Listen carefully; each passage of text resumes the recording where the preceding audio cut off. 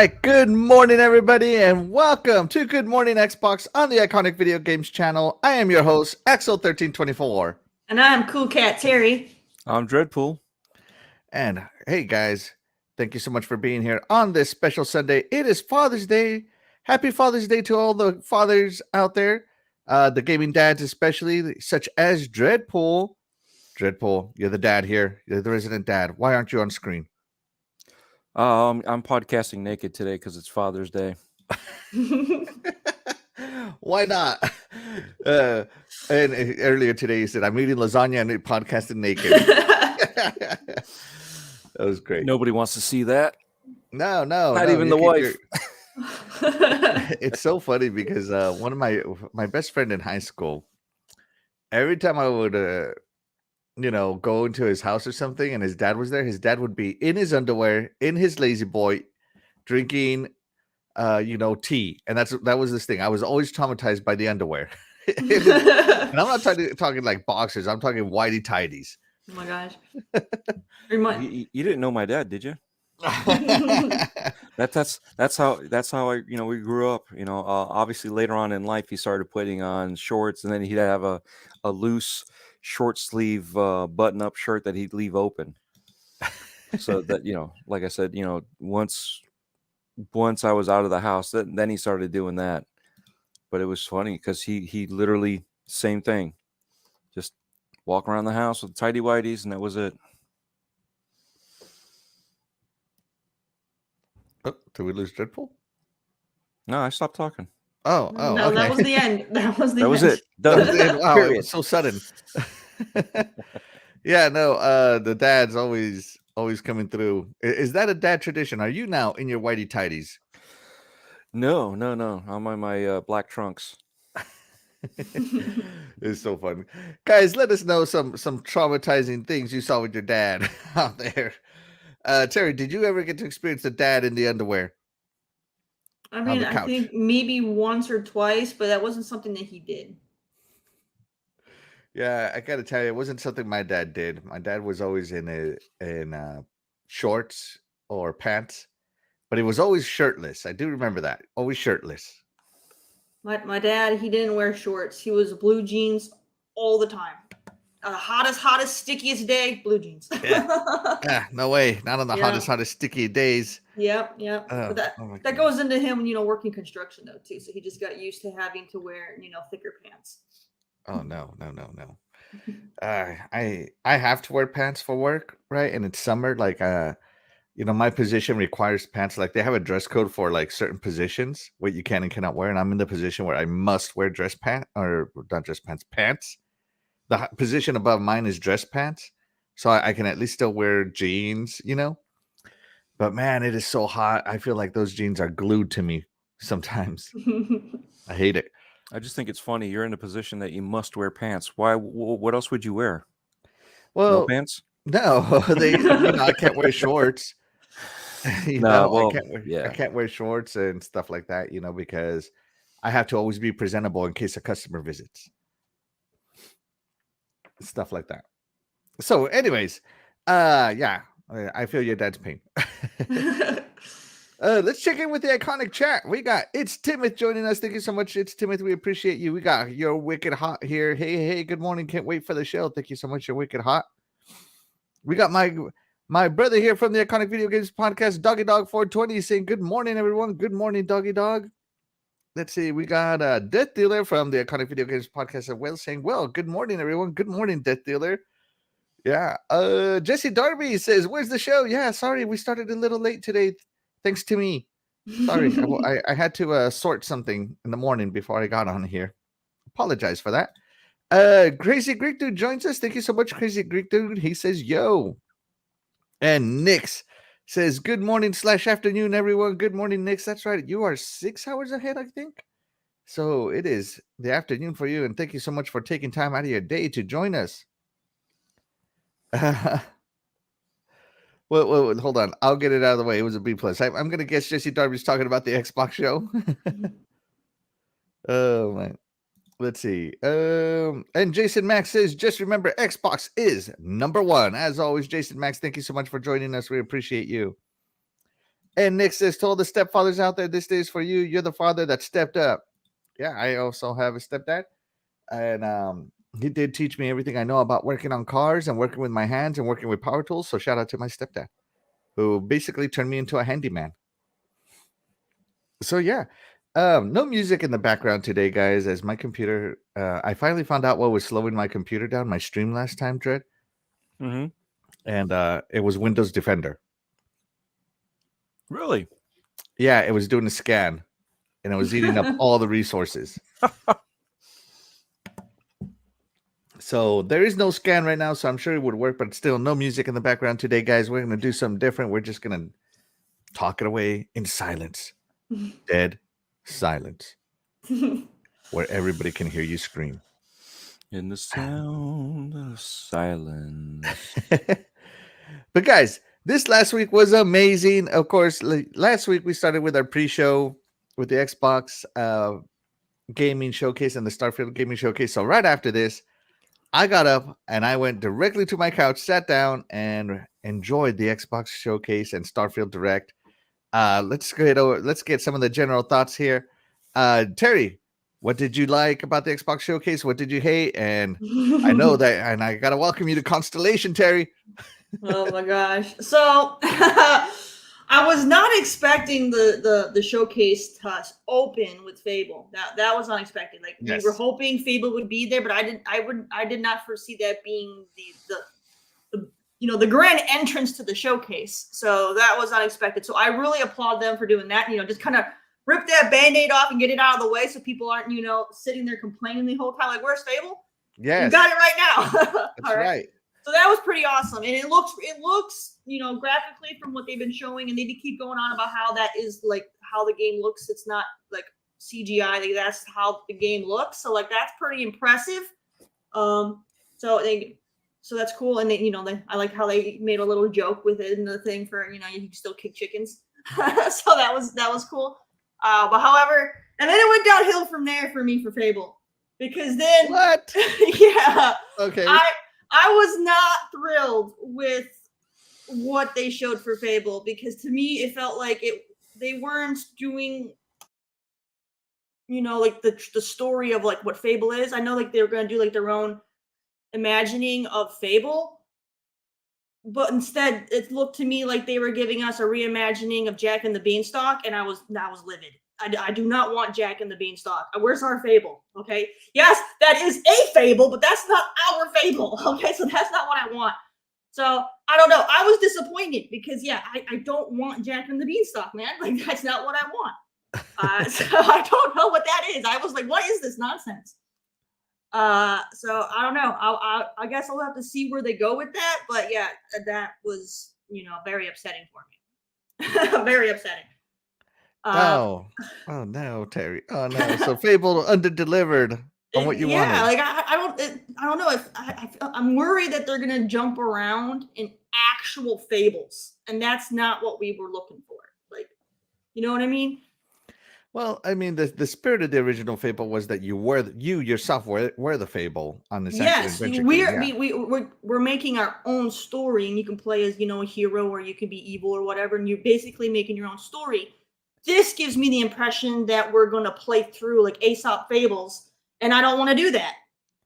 Well, what's that one with the two children that were going to get cooked, but they cooked the witch? Hansel and Gretel? Yeah, what if you played through that? I'll be furious. I don't want to play through that. I want an original story, okay? And I don't want to do that. So if that's what they're doing, I'm ticked. I'm freaking ticked, because that's not what we want. That's not what we want. Okay, oh, no. That's not Fable. Okay, I wanted them to do something in the vein of what Lionhead had did. They could make it their own, but no, I do not want Jack and the. Look at this nonsense. Like, why? Like, this is not our Fable. I'm mad. I love this part where she's like all F, but it says all Fable. So I love that. I don't know. I got very upset. I got very upset. I feel like people were just. The mass population was just so blown away by the fact that they were showing off Fable, and graphically it looked stunning, that I feel like people were kind of giving them a free pass on that Fable, direction. what else are you looking forward to on it? I'm sorry, Fable disappointed. Actually, hold on. Let's talk about on. Fable while we're on it. Hold on. Terry went on a huge Fable rant. Deadpool, tell us your Fable rant. If you even have one. If you don't have any opinion on Fable, just say no opinion.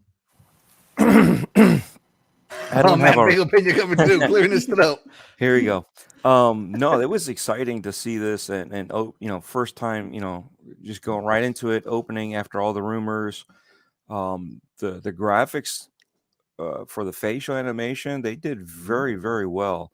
I know my biggest peeve is the fact that everybody was picking on her looks, and then when you actually see her, they kind of got her looks, but as always, not everybody gets transitioned properly when it comes to a video game transition. You know what I mean? When it comes to looks, you've seen action figures that resemble somebody and always look uglier than the actual person looks. Yes.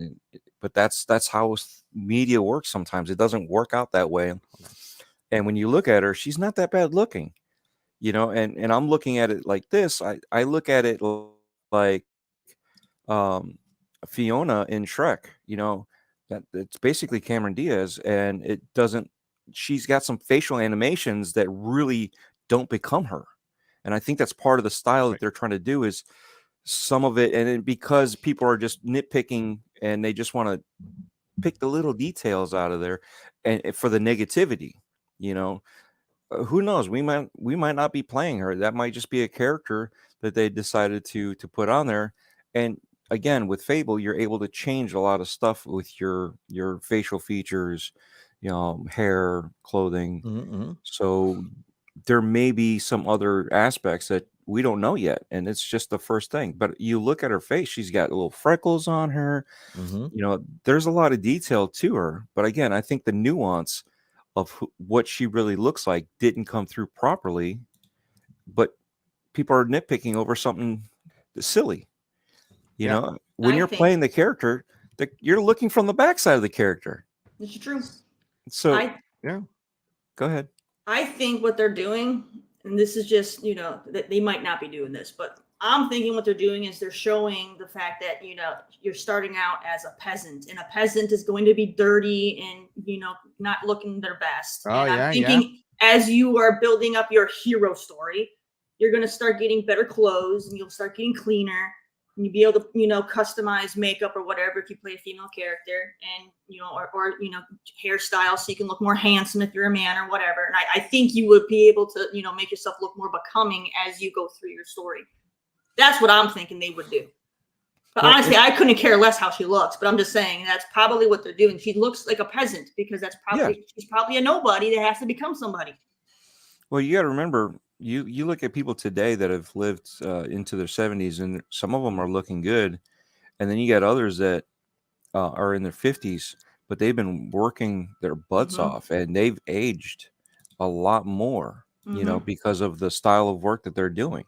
So when you look at this stuff and you kind of figure this out of, okay, well, if they're doing this, and like you said, we did the same thing as we were playing the older Fables. We kind of, you start off raggedy. The bodies kind of grew from a little dinky little green bean to like a massive behemoth. So that could be possibly part of it. Is just the way that they're doing it, their style. And then here's the other thing, right? You look at actors and actresses when they first come on scene, and people are like, they're not that great looking, and they start nitpicking about it, but they become famous, and then all of a sudden they're the most beautiful people in the world. And it's like, no, you just got used to what they look like. You weren't used to this type of look from a person. And now, because they're in more and more bigger movies, you've accepted them, and now they're more beautiful than they would have been, classically, and at the same time, when they first came in your eyes, because they were new, they were uglier than they normally would have been if there were somebody that you knew as a friend. So I think that plays part of it too. This is a new thing that people aren't used to. And I'm sure as the game grows, she will be more becoming of someone that you're used to looking at, and you won't even think about, oh, she's ugly, or oh, she's this. She's not. She's really not that. I mean, no, she looks like an average person to me. Yeah. And when it comes to like celebrities, most of what we see is heavy makeup and Photoshop anyway. We're not seeing what they really look like. Right. That's but right. you all of a sudden So- they're the greatest thing since sliced bread, and you're looking at them as an idol, and that's not the way it should be, you know. And again, you know, when you look at this game, look at other features that they have. You know, Terry picked apart that there's other little stories, you know, the pumpkins and the Jack and the Beanstalk and this fable and that fable. And I understand why she doesn't want it, but again, I think that part of some of the stories that they had in the past ones were storylines that you became part of. So you chose the mission or you didn't. So maybe they're using some, you know, we don't yet again, this is just an intro to show us some gameplay, to show us what they can do in engine. It's not a cinematic. This is actually what the engine can do and what what those devs can do. Yeah, I really can't get over it. You know, I was looking forward to Fable. I'm with Terry though, with the trailer being Jack and the Beanstalk. I was a little bit underwhelmed. Believe it or not, the most exciting part of the trailer to me was the Balverine. You know, the Balverines are a staple of Fable. They've been in all the Fable games, and when they showed it off in the trailer, I was so happy and excited for it. I was like, "Oh my god, a Balverine!" I was looking to see if there was a Hollow Man. Right? I was also looking for demon doors, things like that, right? But outside of what I was expecting, I did like what they showed. I did like the gameplay shown. I love the fact that it looks so good that people are saying that it's not gameplay. So shout out to Playground Games once again, shattering the fourth wall with their amazing Forza Tech engine. You know, Forza Tech putting down the graphics, baby. The part I loved about Fable 2 what came afterwards, where one of the developers basically clarified that everything was captured on an Xbox Series X. So I really can't wait to play that one. So I am happy for Fable. And that's the So, yeah. messaging they need to keep on telling us what Yes. it's been captured on, so we can keep our expectations in check. Yes, exactly. And you know, a while ago I tweeted that, oh, what do you want to see from the Starfield Direct? And I said, I don't want to see captured on PC. I want to see captured on an Xbox Series X. That was literally all I wanted to see. Yeah. I don't know if the Starfield, I don't think the Starfield was captured on an Xbox, but still, we'll talk about Starfield later. All right, sorry, Terry. I know you went on a Fable rant on your Xbox show. Let's check in with the chat real quick. Lost Boomer Jones, as he says, I need defending. Hey, thank you so much for joining us, Lost Boomer. We appreciate you. What the hell was Capcom? Well, Dougie, I think, answers that. He says, yes, Lost. The Capcom show was Cheeks. And Nick says, if nobody on the panel picked up the Starfield controller, I would be shocked. Are you not subscribed, Nick? Because if you're not, you should. Because if you did, you would see that I did an unboxing on this beautiful controller. So, yeah. By the way, guys, like and subscribe to this show. We really appreciate it, guys. Be sure to hit that thumbs up. It really helps us get discovered in the YouTube algorithm, and we would greatly appreciate it. And my wife says, I thought CoolCatTerri was excited about Fable. She was. I was. And then the reveal came, and then it's all my emotions. They went from glee to, you know, I got mad. I'm mad. Let's see.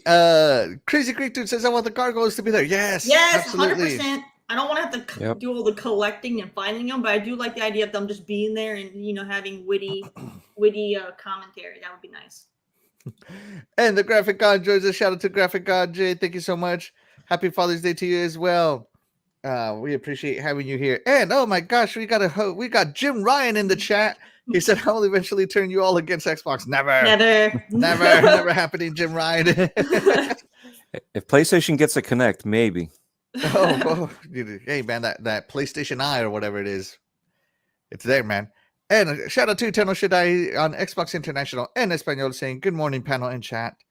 Thank you. Thank you so much for joining us. And we got Mike Mullis from the original Next Level Gaming saying, good morning, gamers. Happy Father's Day. Thank you so much for joining us, Mike. Happy Father's Day to you as well. Hopefully you and Seth are doing some gaming today. And sorry, Terry, keep going. What's next? What game struck your fancy next? So The one that actually blew me away and I'm the most excited for that Xbox had was actually Clockwork Revolution. That game looks amazing. You know, it's on that vein of like BioShock, and it just that game looks awesome. I'm super excited to see what they do with that. That one definitely took the show for me, and I'm excited because it looks amazing. And I wasn't expecting.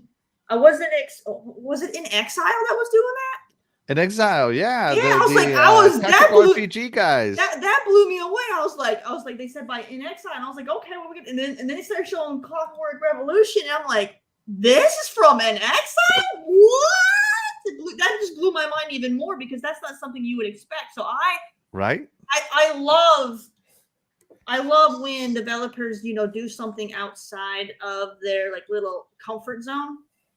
And you know, that's what we have that with Playground, you know, making Fable, you know, and you know, Tango Gameworks did that recently, and you know, now we have In Exile doing that. So I applaud them for doing that and you know, showing their creativity and what more they can do. Because yeah, that's impressive. I'm looking forward to that game. Hands down, number one on my list for everything that was shown for the Xbox thing. I would have to say Clockwork Revolution is number one on my list. I want to talk about Clockwork Revolution, if that's okay. Oh yeah, definitely. I do too. Clockwork Revolution blew me. I love steampunk.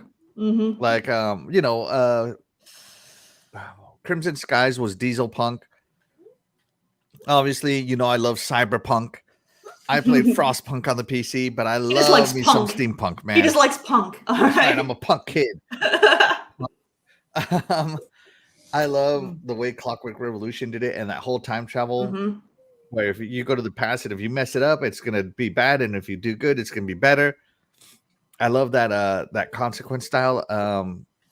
It reminds me a little bit of, I don't know if you ever played Sonic CD. It has a time travel mechanic where you can go back in time, forward in time, and depending on what you do, it changes the level, right? Same level, but different aesthetic. And of course, Clockwork Revolutions kind of reminded me a little bit of that. But the design, the gears everywhere, the gold, the brass, the shininess, just the design of it all. I love it all. I love everything I saw about it. And it was definitely the surprise reveal of the show. Yeah. Because I didn't know it was going to be there. I mean, obviously on my predictions, you knew I didn't know I was going to be there. So it's one of those games that just, well, I was like, wow, that's pretty good. I'm excited for that. I mean, of course, it's probably not going to come out for another 3 years, but I'm very excited for it. So yeah, Clockwork Revolution, great pick on that Xbox showcase, Terry. I love it. DREADPOOL. Yes. So here's what no, I'm kidding. No, it really intrigued me. It just goes to show that sometimes as a dev team, you have to do something different than what you're normally used to. It helps with your creative juices, and maybe that's one of the faults of you know, someone being stuck in a certain studio for a certain amount of time and then have, you know, certain characters look less than aesthetic when they should be looking spectacular for a flagship game, Halo. And whoa. Oh my God. Okay. You know what I mean? You know, I love Halo. You know, I love it. And I would have taken it. I would have taken it as bad as it was and just enjoyed playing. But at the same time, you know, they faltered with campaign co-op right off the bat. It was supposed to be split screen right off the bat. It was supposed to be this. It was supposed to be that. You know, for the next one, and then they failed. You know, I think they were too invested into certain things. Where here in Exile was able to go and say, okay, well, this is what we're known for. Let's do something different, something that we can be passionate about, and do something. You know, create something that nobody would expect. And when you have a passion for something, you know, your juices can start flowing creatively and kind of go from there. You know, you never know. You know, you come up with stories that you never would have thought of in the normal game that you would be making, or you would have thought of it and you said, I can't use this. I can't use this stuff because of how we make these games.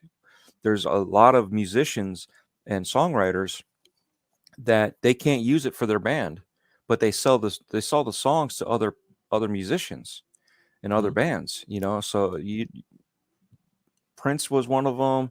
I mean, there's many musicians that sell songs. I mean, there's a couple songs that two singers put out at the same time and didn't realize that they bought the same song, and they put their version of the same song out literally at the same time. Embarrassing.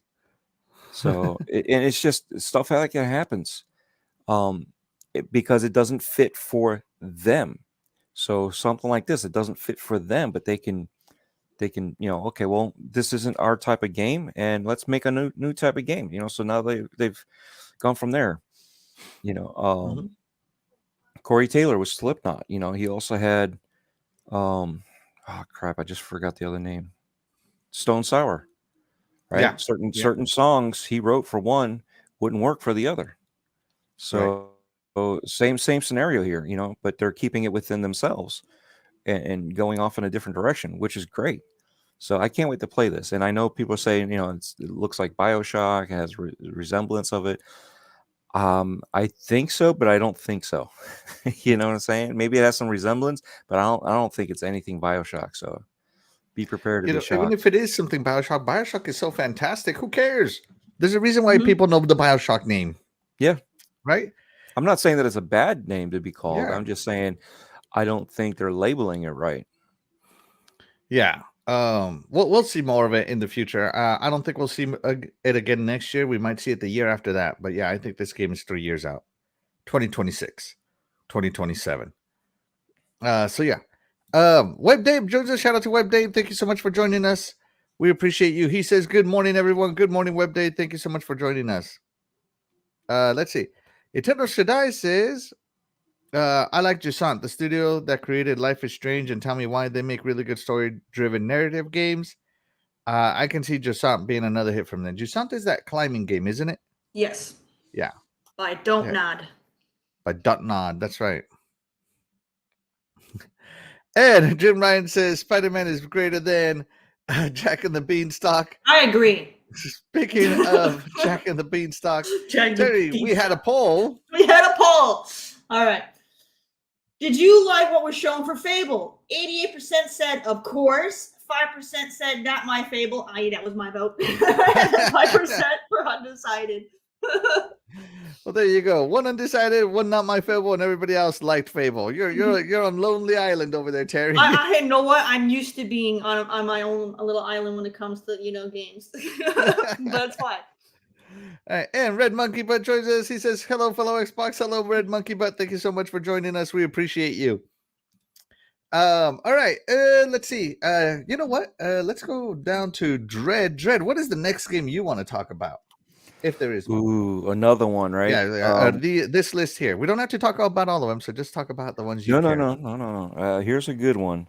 And this one here really shocked me, especially seeing that the team that worked on the last game ended up changing the game so much from its original conception because of fan feedback. And this is where I say sometimes you don't want to listen to your fans, and I hope they don't listen to the fans here. About.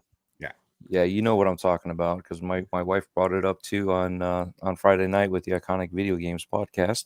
South of Midnight, they did an excellent job. Just with the presentation of out of nowhere, and hopefully again they stay true to their vision, not the fans' visions. Yeah. So the music was great, the ambiance, the characters. Yeah, it just from what we've seen, oh man, I think the lore that they're gonna have, all the Aesop fables, wink wink Terry. So no, I think there'll be like certain legends and lore that they'll feed off of and grow from there to be the villains and for you to fight against. So I think it'll knock some socks off. All right, great. South of Midnight, Terry, what do you think? I thought it looked impressive. I definitely like the direction they're going with that. I'm looking forward to seeing what the gameplay is going to look like. Mhm. Because yeah, no, that definitely has me interested. You know, it has that whole like New Orleans kind of like bayou kind of thing going for it. I was kind of shocked, however, how we went from Fable, where we had giants, and it immediately transitions into South of Midnight, where we have yet again a giant. And I was like, wait a minute, does Xbox have a thing for giants all of a sudden? Because we had giant to giant, back to back trailers, and I was like, what is this? Giants are so hot right now. Giants. But when you get He was just taller. but when you get past that, no, but it looks really, really cool, and I definitely want to see where they go with that because it definitely caught my interest as well. So yeah, I'm 100% interested in seeing what South of Midnight becomes. Yeah, South of Midnight, when I first saw it, wasn't impressive to me. But then I saw it again. I always watch these things twice because sometimes you miss stuff or you're so excited for what you just saw that what follows kind of doesn't live up to the incredible hype you had for what you just saw, doesn't mean it's bad. But the more I see of it, the more I like it because that art style is it's something. It reminds me of animated films. And, that's why we're all in the gaming is because we want to play games. So, yeah, I really can't wait for that South of Midnight to see more of it again. This is a studio that has been radio silent since We Happy Few released back in 2020, 2021, 2020 maybe. So South of Midnight again, I think it's still 3 years out. And as Matt Booty said, these games are going to take 5 years at least. So if that's true, we're taking 5 years to get South of Midnight out. But you know what's not going to take 5 years, Terry? It's the results of this poll. Can you read it to us? Did you like the art style of South of Midnight? 81% said yes, 18% said no, and those were the only votes. No one voted for the other one. All right. So yes, it's pretty. Everybody, people overall seem to really enjoy it. So, looks great. All right, we got some clapback, Terry. We got Jesse Darby saying, I'm just going to say this about Fable Playgrounds trying to make it their own. Don't give them so much crap, Terry. If they were trying to make it their own, they would have an original story, Jesse. Oh, man. Don't get it fired up, guys. Let's see. Graphic God says, I know for myself, if I'm left to be creative, I do my best work. Shout out. Yeah, I got to agree with that. When you're left to do what you want, you're very creative. And let's see. Jesse Darby says, giants are popular because God of War Ragnarok made them popular. Oh, I don't know about that. I don't know about that because I know about that. Maybe Andre the Giant made him popular. But I don't know about that. But great pick, Dreadpool. All right, we're gonna talk about Starfield individually, guys.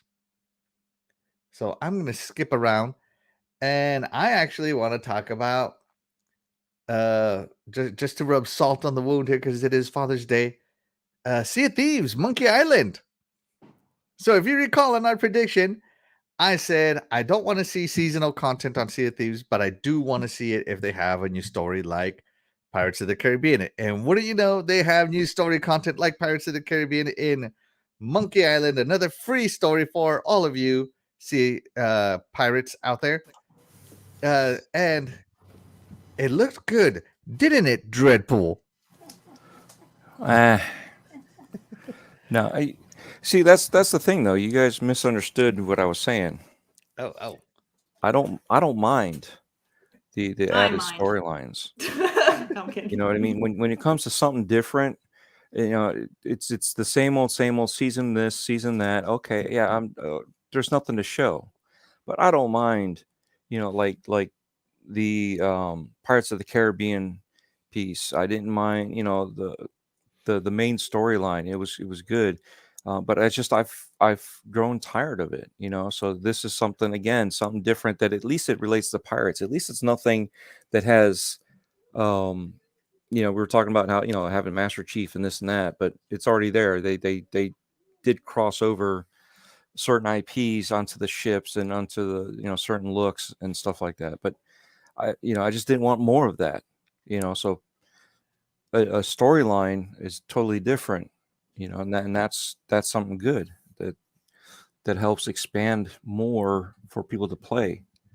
But I don't think, it wasn't that exciting for me. It was exciting because it was a good old IP from Lucas. Yeah. But yeah.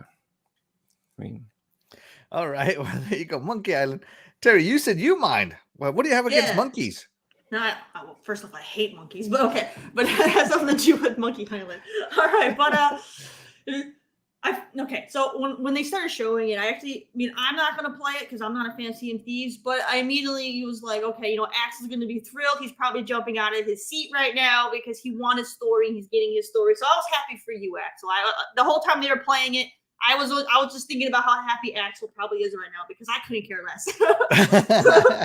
But because I said, when we were doing our little predictions, I did say I don't want them to show Sea of Thieves at all, but if they are going to show Sea of Thieves, I agreed with you, they should do story because no one cares about any other little nonsense that they could throw in there. So I do applaud them for coming up with some more story.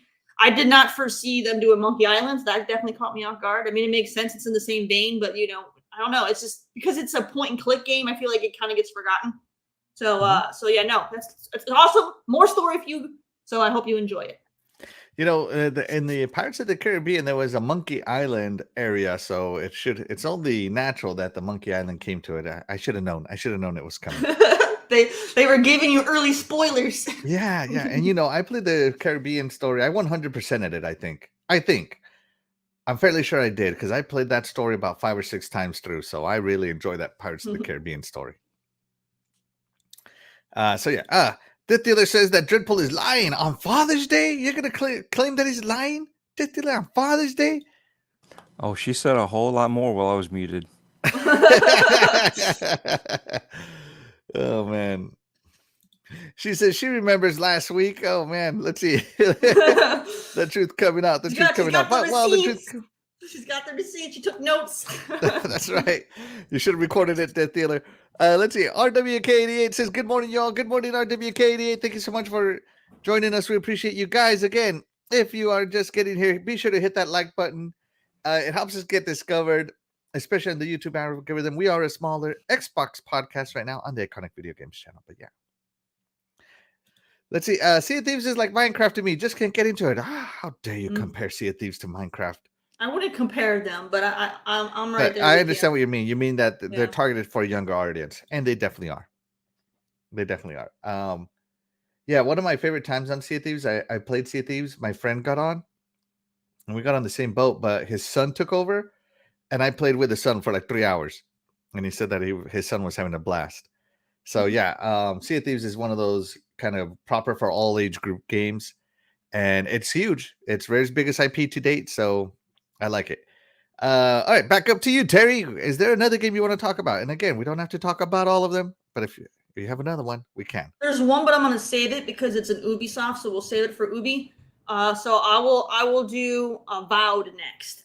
Yes. Because they kind of just gave us a teaser when they announced what Avowed was, and I did mention on our show last week that I was really hoping that they were going to make it their own thing, and they weren't going to just make it, their version of Elder Scrolls. Yeah. And from what they were showing and how they were explaining it, it definitely sounds like they were doing exactly that. They wanted to stand apart from Elder Scrolls, which makes me so happy because if I want to play Elder Scrolls, I'll go play Elder Scrolls. I don't need to play an Elder Scrolls, clone. I want them to do their own thing.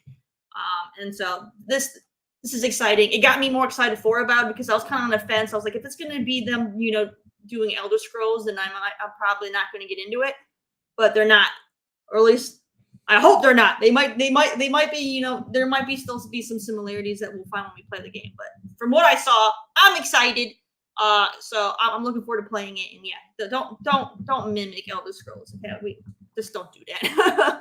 Okay, so I'm excited. I think it's going to be pretty cool, and I'm liking the idea of them doing this like plague that's kind of like screwing everything up. So that's interesting. It's not the first time it's been done, but I mean it's still it's interesting. Yeah. So about a little controversy, people saying that it was downgraded from the initial trailer. I don't see that. Dreadpool, do you think it was downgraded? I did not nitpick when it comes to stuff like this, you know. And so I didn't nitpick it. It looked pretty good to me still. But then again, you know, some people like to watch YouTube videos at 144 and then say everything's downgraded as opposed to watching it at 4K. So who knows?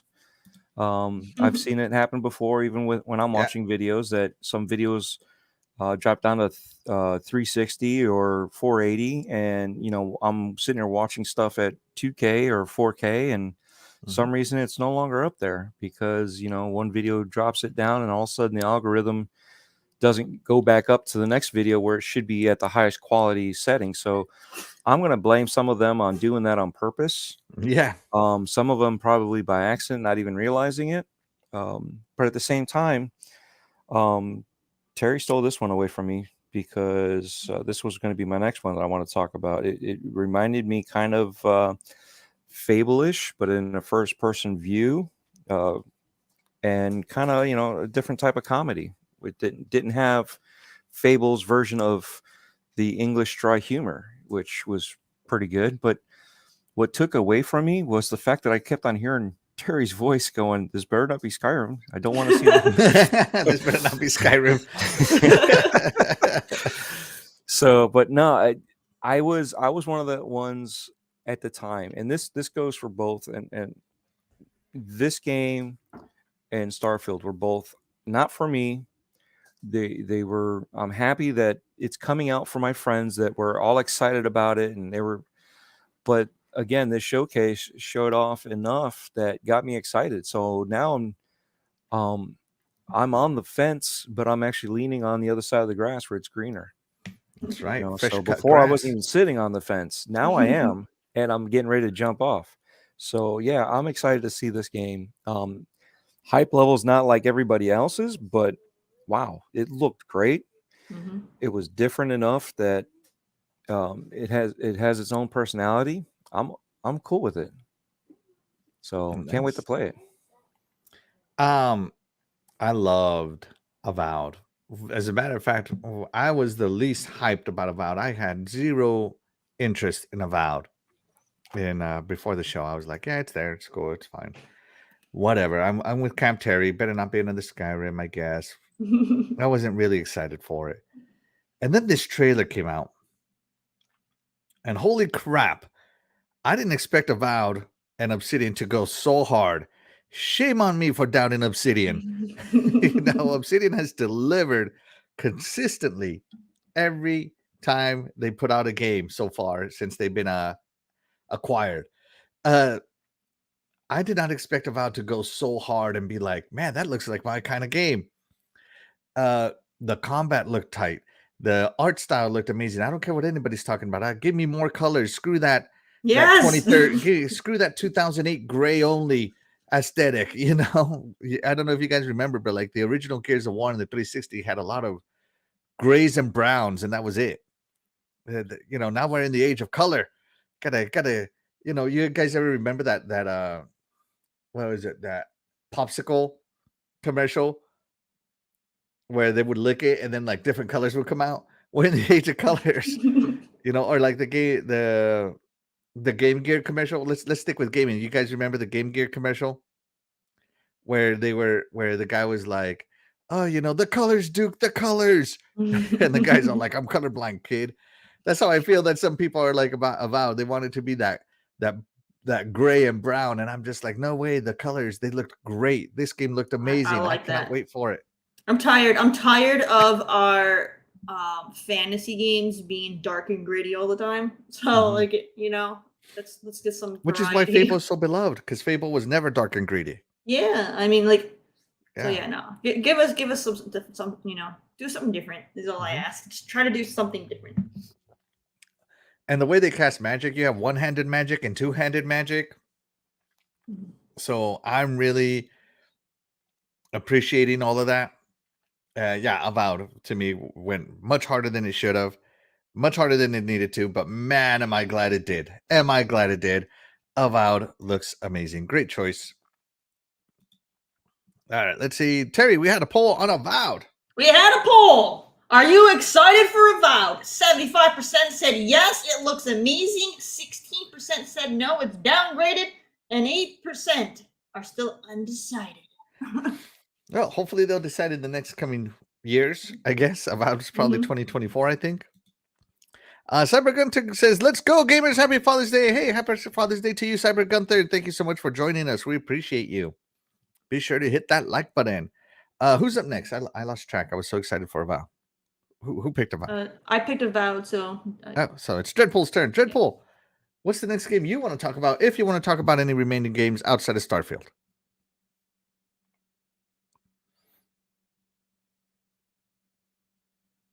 Yeah, you're muted, Dread. Oh, I'm sitting there talking away. Too busy messing around with the camera. Hey, by the way, I'm on camera. Look at that. Ooh, he put on clothes, everybody. Hey, I did. Look at I got the Mandalorian dad. Nice. So yeah, the can't Mando green dad. screen because otherwise it's right there. It See would just through. see through it. So whatever. Anywho, That's yes. right. So Star Wars, another Star game, right? The Outlaws. So Star Wars Outlaws. That was really cool. It felt like a female Han Solo, / maybe do kind of like a little bit of Boba Fett because of some of the stuff you're doing. So you're not just a smuggler, you're a scoundrel, you're a thief. You have to, so there's more to it, and hopefully there's some, because it looked like there were some tracking missions. So the way I was looking at it, okay, tracking, that sounds like a Boba Fett thing. So yeah, I'm cool with that. All right. Terry, do you want to talk about this, or do you want to save it for the Ubisoft? This was the one that I wanted to say for Ubi, because Ubi did a deep dive on it. Yeah. Okay. Let's save the rest of our comments, but great choice on Outlaws there, Dread. Unless you guys just want to jump around, there's nothing saying we can't jump around back and forth to Xbox and Ubisoft, whatever. It's the showcases. You know what? Let's do that. Yeah, let's jump into Ubisoft, and we'll come back to Xbox if we need to. Terry, Star Wars Outlaws, Ubisoft showcased it. Xbox premiered it. Ubisoft deep dived it. Tell us what you think. Oh my gosh. Okay. I am by no means. Okay, I am not a Star Wars fan at all. All right. But they've been able to get me interested in it when Mandalorian came out, because they were doing they weren't focusing on the boring Jedi and Sith and stupid saber nonsense. Okay, they I like that them showing the dark gritty side of Star Wars, and people surviving, and just do what you got to do, kind of a thing. And so that's that's what pulled me into Mandalorian. So now when we have Star Wars Outlaws, it's that same vein where you're this rapscallion out there just trying to survive. You got to steal or do whatever you got to do, and that has me. And I love that you have a blaster, because when it comes to games with guns, I love just running around with a handgun all day. It's just my favorite thing. All right, I just love running around with a handgun. So the fact that you can run around with a handgun, I'm sold. Because I feel, for me, you can have, your fancy assault rifles and stuff, but that's handguns, all right?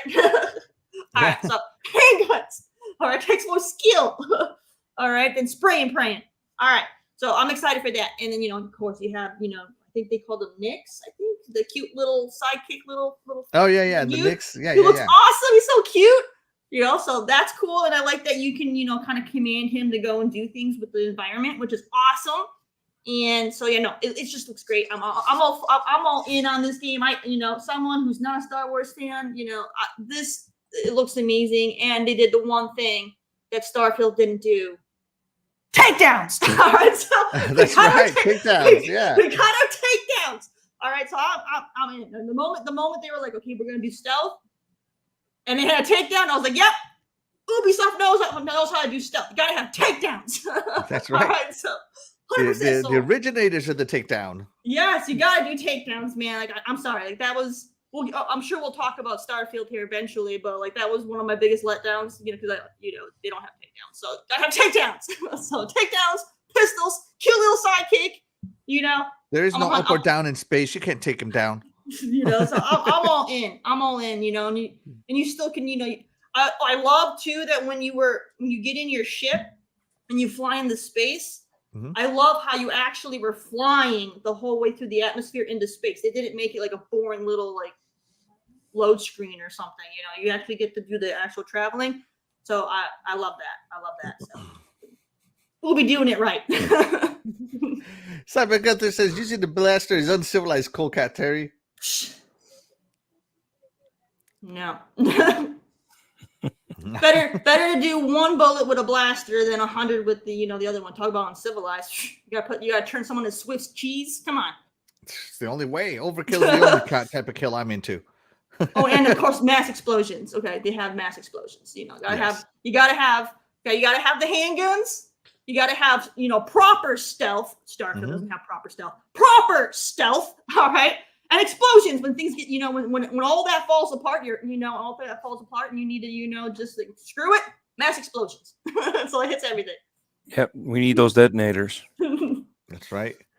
And Jesse Darby says, Terry, if Ubisoft really knew what they were doing, you already have Skull and Bones and not Skulls and Canceled. Oh no, actually, I think I understand why they keep postponing it. Because look at this, they showed us a brand new Prince of Persia game. They showed us Outlaws. All right, they showed us what they're doing with Avatar. That tells me that they've had to postpone, this game potentially because they're trying to put all hands on deck for these other games. And for what they showed of these games look phenomenal. So I am okay with one game going on the back burner so they can bring these amazing games to us. So suck it. All right. All right. So I am not in on Outlaws. Sorry. It looks good. It's just when I play Star Wars, I want to be a Jedi. I don't want to be no scoundrel. Oh, no. I don't want to be a smuggler. No. I don't want to be I don't know, an Imperial stormtrooper or whatever. I want to be a damn Jedi or a Sith Lord, something. The reason I watch Star Wars is for lightsabers, dang it. So polar opposites right here. Polar opposites. Yeah. So I am out on Outlaws. Not that it doesn't look good. It did look good. It's just I'm probably gonna pass on it just because there's no Jedi powers. If I can't force choke someone, I don't feel like I'm playing Star Wars. Everybody knows that you're gonna choke the stormtrooper when you're playing Star Wars. Yeah, there's a time and a place for lightsabers. For a while there, I think everybody wanted the lightsabers because you couldn't do it, and now it's becoming overkill. So I think that's why they switched over and not had any. And who knows? Maybe she is force sensitive, and we'll pick it up at the end of the game, and then you'll get what you want, and it'll ruin the game. And then I'll be like, oh, the ending sucked. Everybody's a Jedi. You're a Jedi. She's a Jedi. That was the thing. It was rare to see a Jedi. It was rare to see someone that was force sensitive. It's supposed to be rare to see a Jedi, but it seems like they're coming out of the woodwork like weeds. Right. I don't get it. You haven't heard the unwritten rule of Star Wars? If we make rules Jedi, and break them. If there's no canon Jedi that's for your literally story, Star Wars. make Star one Wars, up. No, literally Star Wars sits there. They create all these rules for their universe, and then they don't follow any of them. They just do what they want because they can't. No. That's Disney. That's Disney. Star Wars did it. The Star Wars. George had his rules. He had everything, and then Disney came in and said, "You know what? Forget all this stuff here. We'll call it Legends, and then we'll create this other stuff here where we break some of the rules that George set in place all these years." The way they nerfed Luke pissed me off so bad. Luke would never run away from his stupid nephew. Just saying. Yeah, that and the Mara, way they nerfed him was stupid. Getting rid of Mara Jade, and the way they set it up, so she basically could never exist again. Mm-hmm. Yeah, sorry, Disney. I think you've kind of squandered some of the Star Wars stuff, but we're not talking about Disney. We're talking about the showcase. At least they did Mandalorian correctly. That's a really good show. So they got one win. I want you to know the best Mandalorian show is the one with Luke Skywalker. All right. Terry, we had a poll. Yes. Are you excited for Star Wars Outlaws? 92% yes. 7%, as in one person. No, I want to be a Jedi. That was Axel's vote. And then nobody else voted for undecided. I can't vote. Ironically, I can create the polls, but I can't vote in them. So not just me. There's one other guy out there in the chat. Shout out to whoever you are. You are the real MVP. Let's be Jedis. Whatever. Well, if you vote, it's be biased. I think it's my turn to pick. I'm gonna bring it back to the Xbox showcase. Let's see. I want to talk about Senua Saga Hellblade 2 and how good it looked. Everybody was kind of hoping to see the combat. And I remember the original Hellblade. It was narratively driven with combat in there every now and again. But it was primarily a narrative story. Mm-hmm. And so they're showing you the narrative. And there was combat last year, guys. That giant, that was gameplay combat, no HUD, but that was gameplay. So everybody's wanting to see combat. They already did it. They already showed it, guys. But what we saw was not just great, but when you replay it, so if you go to Ninja Theory's YouTube channel and you put on the headphones, you turn on your Dolby Atmos or your Windows Sonic or whatever the hell it's called. What's it called now on Windows? I don't know, whatever. Turn on your spatial audio, whatever spatial audio you have, and you listen to it, guys. Audio design through the roof. Amazing. You guys have to rewatch this trailer with your headphones on, with your spatial audio on. It brings it up a notch. And of course, it looks fantastic. How it weaves in and out of cutscenes. So it's all in game and it's all being shown how it's supposed to show. And that's what I love. I cannot wait for this game. It's looking fantastic. And the story is looking good again. And creepy, like she sees herself. That's why I'm excited for Hellblade. Hellblade is that deep story game that I'm going to play not once but twice, because I'm sure there'll be something that I missed the first time, just like I did on the original Hellblade. So Senua Saga Hellblade 2 coming. I'm loving it. I love that it's narrative driven, combat light. It should be combat light if it's sticking to the premise of the first one, but heavy on the story and heavy on the audio. So yeah, loved what I saw in Hellblade. I cannot wait. I'm very excited for Hellblade next year. 2024. It got announced 2024 at 6 months delayed. So we're talking like December 2024, guys, but still 2024 Hellblade. Terry, Hellblade, were you impressed with what you saw? Or were you like, meh? Honestly, I know. See, I did not like the first one. So yeah, I know I hated it. I absolutely hated it. For me, I couldn't get into the first one. I didn't like the slow pace with the moving through it. It was too slow. I'm real big on puzzles, and I didn't care for the puzzle design that they had. You didn't like the world puzzles where you got to align everything? I didn't like their puzzle design. It wasn't for me. And the combat that they did have was very light. No. I didn't care about it being light. It was I just had the word too. It was dang it, I forgot the word. No. Simple? No, start with a P. Piranha? I don't know. Piranha. No. Dang it, I can't remember what I was one of this. But basically, the combat, it was. Is the word you're looking for pterodactyl? No. That starts with a P. Dang it! Literally, I was thinking in my head the whole time you were talking about it, and then as soon as it's my turn to talk, poof, gone. There it went. But it's like premeditated. It's not the word I want, but it's like premeditated. QT? The word literally explains it perfectly, but I can't remember the flipping word. It's a progression. No. So like in the original Hellblade, you had these pre-rendered, like you had your story zones that you were walking, you had your puzzle zones, and then you had your combat zones. How it would like load up a little combat arena. Yeah, would let you leave it and stuff. Oh, I wish I could remember the dang word, but basically my issue with the combat. Let's go to thesaurus.com and help Terry out here. What is the word like? Man, it's just the letter P. I can't remember what. All right, chat. You know what you got to do? You got to start typing the word P. All right, yes, but anyways, That is like but, combat. But anyways, the combat, it basically it repeated itself, so you knew what it was going to do. And if you guys, the word explains what I'm trying to say. So you could. I tried it. And if you did the exact same attacks, the enemy would do the exact same attacks, and so that lost me. I was like, I don't want it predictable. To be predictable. Thank you. It had very, very predictable combat. So and I didn't like that. I want if they're gonna have combat, even if it's light combat, it should be a random. Every time you attack the person, it should be different. I shouldn't be able. Okay, I'm gonna hit you here, and then I know you're gonna do this and this. I don't like that, and it was very predictable, and I hated it. I hated it for that. So yeah, no, I couldn't get into that, and so I have no interest in the second one. Hold on, Dreadpool, before we get to your thoughts here, let's check in with the chat.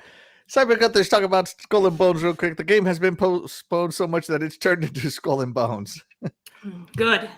Let it. It needs to. Needs to cook. It's got to be like a phoenix. Okay, it needs to die and burn and come back and rise up and show you what's what. Okay, you gotta have faith in it. Have faith. Have you seen that meme? Let him cook. Let him cook. That's what you gotta do with Skull and Bones. Let him cook. Let's see. Cyber Gunther says, I am Let's Go Outlaws, and Dog is all Outlaws Day 1 here. Dreadpool's like 100% Outlaws. Then moving on to the Hellblade. Cyber Gunther says, thank you, Axel. Why don't people understand that? Almost everyone is like down and out because they didn't show the combat. Hellblade is combat light. It will be combat light. Don't get it twisted, guys. This is not an action adventure game. This is it's almost the exact definition of a walking simulator. Yeah, only, not a walking simulator. Because I played those. It's very close to it. I mean, they do a great job with the narrative and the research they've done to get to really make you have an understanding of what it's like to be, to have like was it schizophrenia or whatever it is. So psychosis, they have the psychosis. It's not schizophrenia, they call it psychosis, don't they? Yeah, but I mean, it's basically schizophrenia because she hears voices in her head, right? And she talks to them and whatever. So she's schizophrenic. So I do applaud them for how well they were able to convey that to people. It's amazing how well they've done that. So I have to give them their props for that. But overall, when it comes to the game, it's just not for me because I would like it to have faster pacing with you just moving from place to place. I don't like the puzzles, and I don't want predictable combat. That's about it. I predict that you will be disappointed. So let's see, where were we? Nick says there will be combat. There's proof of it. Yeah, and it looks great. It looks fantastic. Mac Bound, shout out to Mac Bound for joining us. He says, been here, sorry, haven't said much. Hey, you know what? For everybody who's lurking in the background, we appreciate you guys just being here and listening to us lurking in the background. You guys are awesome. We love having you here. And when Terry was looking for her P word, Jim Ryan says PS5 starts with P. Nick says poop. Split Difference says psychosis. No. Cyber Gunter says lies of P. Humble Pie and Split Difference got it predictable. Thank you, Split Difference. I don't think it is. I think you only know one mode. She keeps hitting the same button, same combo. Let's see. Jago Coogan, shout out to Jago Coogan for joining us. Thank you so much. We appreciate you. I wasn't a big fan of the first Hellblade either. Terry puzzles were terrible, and the combat was rinse and repeat terrible. See, he gets it. Yeah. But I think it's going to be great. Let's see. Diego Coogan says, I'm actually driving, so can't really read chat. Yeah, don't read the chat, Diego. Just don't text and drive, man. Be safe, brother. Be safe. Let's see. Mac Pound says he's creeping. He's not lurking. He's creeping. Head Nick says, I think there will be more combat, or else why would they have the actress do extensive training for the sequel? Yeah, I agree. And don't forget to subscribe, guys. That's right. So MacBound says sub also. That's right. And hit that thumbs up button. It really helps us get discovered. Dreadpool, Hellblade. Meh. No, I'm Oh. kidding. I'm kidding. I think what happens is everybody overhypes some of these games, and this is one of those games that's been out for so long that people forget how to play this game. Mhm. People have forgotten what the game was really about, and they're doing more. So there will be more combat. I Yes. think there will be more, because again, this was a passion project, right? So for them to put out the first one, they only had a team of what, 12 to 20 20. to, Yeah. to put it out. Yeah. And this was on the side while they were doing other games. So, this is their first game that they've been doing. And here we are with Hellblade 2. So of course, now they've got more money. They're able to do more of what they wanted to do originally. So we should be Yeah. able to see more combat. There should be more intricacies in the combat. I don't think it'll be solely combat like everybody's thinking, that they forgot about the whole psychosis thing, and Mhm. turning your head and like knowing that, hey, something's gone on over here and we gotta like focus in this way because it popped in, or with Yeah. all the voices giving you clues and helping progress the story. So I think part of that nuance has been forgotten. Everybody's just all about the graphics, and now they want to see combat, and it's like, okay, well, you saw some combat, and some of it was, and I'm talking about last year's when they showed it. The combat was in there mixed in with the cinematics. So as you're going through, you're actually still throwing the spear, and then it shifts you out of the game where you're watching the cinematic, and then shifts you right back into the game. And I think people are forgetting that there's stuff there. It's just the way that they're doing it is different. They're doing it more seamless. So Yeah. again, people are overhyping. And this is where you can let yourself down because you're forgetting the core game that this is really supposed to be and what they're feeding off of and building off of. So Yeah. And I'm excited to play it, but I don't think it's going to be as huge as people think it will be. I think people are hyping it over, so it'll be a huge hit regardless because of the hype and the fact Game Pass. But after a while, I think it'll die off, and then it'll resonate with the core audience that it was supposed to resonate with. yeah, like me.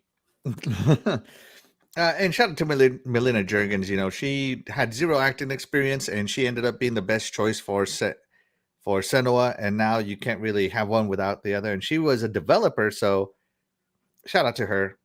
Yeah, Melina she didn't want Jurgens, to do it. awesome work. She didn't want to do it at first either. No, she was just a stand-in. Yeah. Yeah. So shout out to her. We'll see where she gets. And shout out to my homeboy here, Lucifer joins us. He says, "Where's Id's new game doing Wolfenstein?" Hey man, it's cooking. Let him cook. Let id Software cook, man. That's gonna be my new saying now. Let him cook. Let's see. Gotta cook in the pits of hell. That's right. Just cooking the pit. Doom Guy is having a demonic barbecue right now. Where are you, man? You're not at the cookout. That's right. Let's see. The combat for Hellblade is her mental battle she continues to have within herself. So those battles against her demons will be there just like in the original game. Hey, Hellblade 2 is going to be fired. Yes, Cyber Gunther, I agree. I agree with that too. I agree. So it's all about her psychosis. I agree. Yes. Okay, so you know what? Let's keep it going here.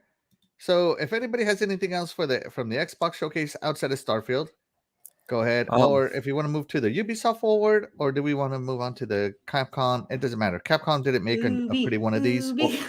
So I got one that I'm going back and forth on which one I want to talk about.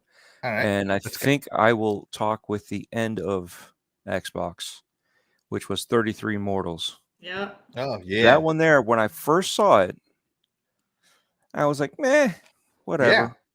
But then at the end of the Xbox showcase, when Phil was playing it, it got my attention. They were talking. They actually had to have 33 players, and they didn't even have 33 devs working on it, so they couldn't have each one to be able to test it out properly. And to still, ending up in different areas, and you still have to meet up and the whole survival aspect and working as a team. And Phil's even saying a lot of times, this is my first time playing this. This is my first time playing this. So, and he did fairly well. He's a gamer, but he did fairly well. And they were giving him pointers, stop moving so that way they can get to you and bring you back. But it was cool to see that you're able to still move around and again, like work as a team and to complete one project, and from what they showed, it totally changed the script on my opinion on what I saw. So I can't wait to play this one, especially from a small dev team to pull this off and have 33 live players at the same time. Yeah. It should have been 32. 33 is perfect. Me 33. And my 33 friends. Me and my 33 friends that I'm going to meet on Xbox Live randomly. That would be 34 Immortals. 30. Oh, yeah. Sorry. Oh, yeah, you're right. 32. Sorry. Whatever. I kept thinking 33. The chat knows what I meant. The math isn't mathing, but you know what? They know what I meant. Terry, 33 Immortals. Are you excited for this one? Okay, so it's not a game that I personally would play. It's not my genre, but it definitely caught my attention. And for an indie, this is quite the undertaking.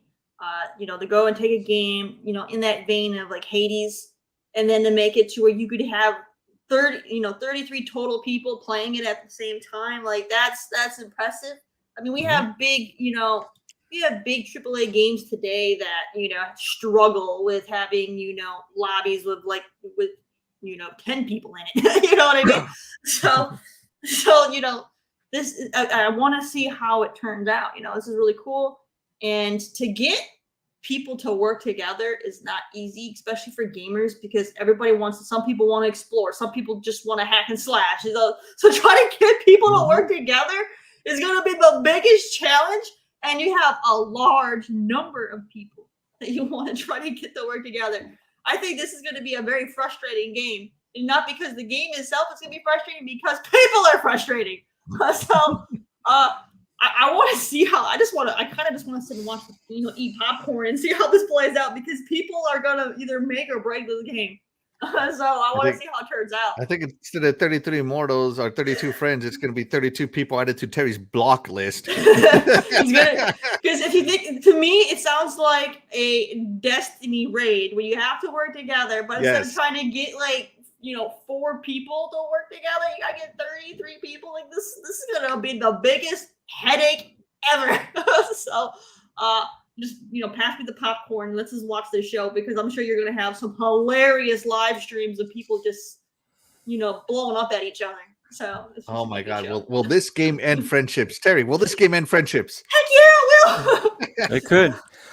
The funny thing is, I forgot to mention, it looks very simplistic but yet difficult, kind of like Vampire Survivors, where it's so simplistic but yet there's that difficulty. And like Terry was mentioning, was the teamwork, where you have to work as a team, and you have so many people. And how many times have we played COD, and there's always that 1 or 2 guys that take off to try to get all the kills. You're playing Halo, and you have to do certain objectives, and that's all they do is they're going off and doing kills versus doing the objectives to beat to beat the match, because that's they're looking for certain things. So hopefully this will stop some of it and get more teamwork out of it. So, but again, easy to play but difficult to master. Love those kind of games, right? Yeah. Cyber Gunter says, let's cook, buddy. Let's see. Dreadpool, I'm excited for that 33 Immortals game. Axel, I don't have friends. Yeah, it looks cool. Looking at you, Axel. Hey man, I am a team player, and I am always on the correct team. That is my team. All right. Let's see. MacBound says it has to have matchmaking and a drop in, drop on. It's the only way people will enjoy it. Yeah, it better have a good matchmaking. This is a game that will live or die on its matchmaking. Terry, we had a poll on it, 33 Immortals. All right. Are you going to play 33 Immortals? 55% said yes, me and my 32 friends. Yeah. And then 22% said no, I don't have that many friends. And then 11% said, add me on Xbox so I can play. And then another 11% says, not for me. So this one's got a lot more division. There you go. Dead Dealer says, for heaven's sake, I don't always wander off, Dread. Oh my goodness. When you guys go to Disneyland, Dread, do you have to keep her on like one of those kitty leashes so she doesn't wander off? No, we put her in a stroller. You see those videos on, like your whether you watch those little clips where they didn't want to lose their mom and like the grocery store, so they put a balloon on her so they could always see where their mom is. Oh my god. So funny. I love those in the grocery stores. Yes. You got to do a video of that on Dead Dealer. Don't tell her you're going to do it, but you got to do it. You can't do that at Disney though, because everybody's got balloons. You need to have like a Death Dealer balloon, like a skull pirate flag style balloon or something. Very, very Death Dealer-ish. And make sure it lights up so you can find her when it gets lights dark. up at night and blinks. She will have the only beacon. Oh, sorry, Death Dealer. We don't mean to tease you. We're just having a good time. They said it. I didn't say any of that. I might have said it, Death Dealer, but he's going to do it. It's a good idea. Let's see. How to Turn Me Off 33 Mortals say it's like Vampire Survivors. That game was trash. No way, man. Vampire Survivors was amazing. You just can't survive against vampires. Just admit it, Jago Coogan. Let's see. All she has to do is pop the damn balloons. If she knows it's there. The whole point of the prank is that she doesn't know it's there. Mm-hmm. Yes. And I don't know Death Dealer enough to know if she's like got good awareness about her. But if she doesn't, you should definitely do it. All right, let's see. So my turn here. So I'm going to just kind of go through all the games that I'm just going to give a quick little like 1 minute anything on, right? That we haven't talked about and then that I don't plan to talk about a lot. Elder Scrolls Necrom, I'm looking forward to it. I love my Elder Scrolls Online, so I'm playing it. Towerborn, hard pass. Metaphor, the Fantasio, need to see more. Payday 3 looked really good. It was impressive. Flight Simulator 2024. Looks like they're finally gamifying Flight Simulator, giving you a job in the air, so that's cool. I love Dune, so I'm definitely looking forward to this DLC. Fallout 76 hard pass. City Skylines 2. I am going to play it. I love city builders, but it's hard to kind of express how I love city building. Persona 3 Reload hard pass. Persona 5 Tactics I'm interested in. Like a Dragon Infinite Wealth. I played Like a Dragon for like 120 hours. So I'm definitely playing this one. Overwatch 2, don't care. Still Waste the Deep, don't care. Hunts of Jettenberg, don't care. And Jusant, don't care. Sorry. So that's going to do my Xbox thing. Of course, if you notice, I did not skip Forza Motorsport. Cannot skip Forza Motorsport. I am a huge Forza Motorsport fan. If you want to see what the Xbox can do, you got to see Forza. And man, it looks incredible. They did the Forza monthly. I just can't wait for it. I've already talked about this game a lot. I cannot wait for the new tracks. I cannot wait for the new cars. I cannot wait for the career mode. I just cannot wait to see how beautiful it looks and have my jaw drop during the replays.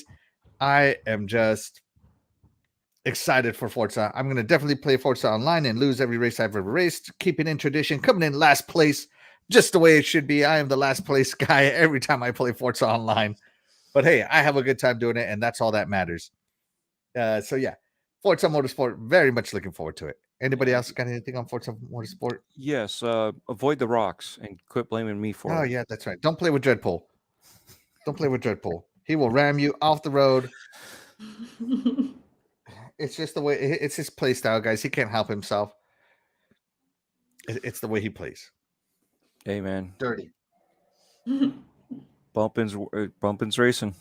Bumpin's racing. We're playing Forza Motorsport, not Forza Bumper Cars, DREADPOOL. Get out of my way. What? Don't pop in on me.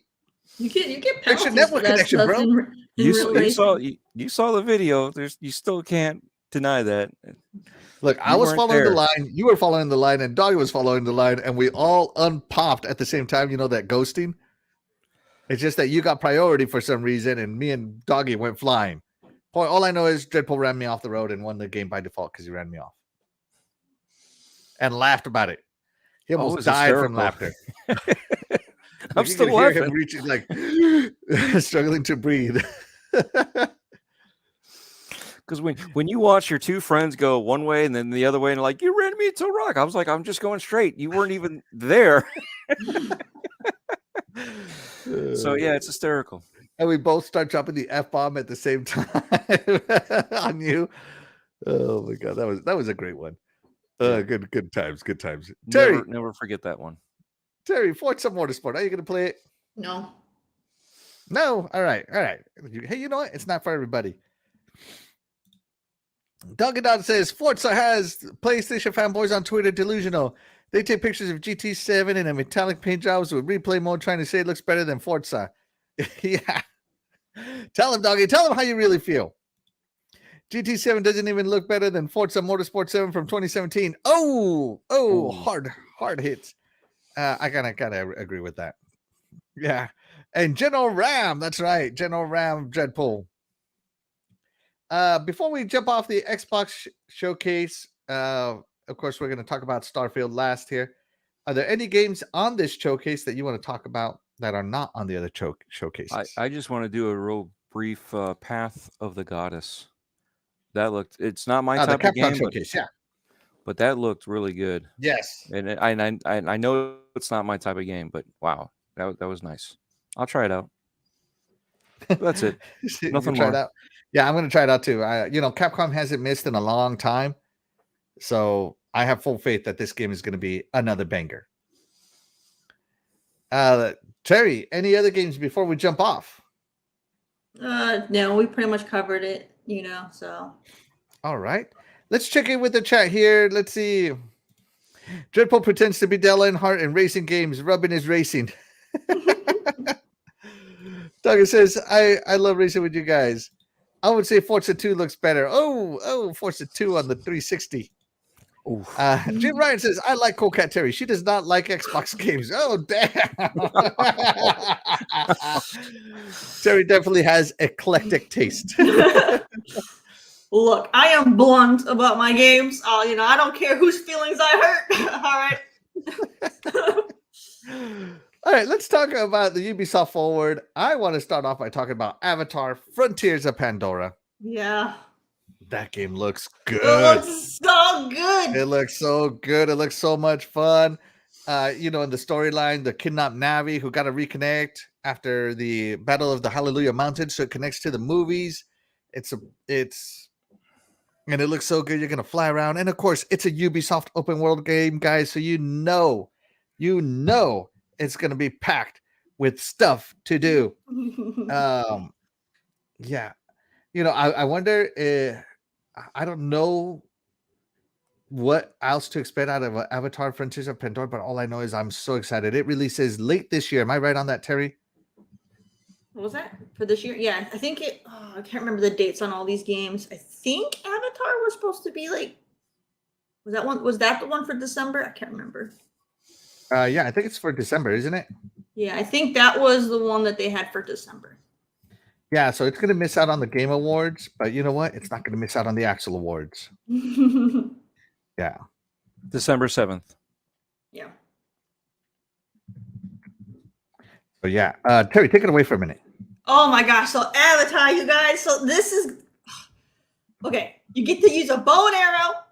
One of the best, things that you can do, and Ubisoft does a great job when it comes to bow because Far Cry stuff like that. They have the bow down. So and even with Assassin's Creed as well. So those physics are going to be really really well done, and you have the option to use guns as well because there's humans there. So for those of you that aren't don't want to go bow, you can go blam blam blam all you want. So have some fun with that. But it also the biomes on the planet are so beautiful. Yes, the Hallelujah Mountains will be there. Oh my gosh, it's like one of the most colorful worlds. I love how the colors, like we were saying earlier. The colors.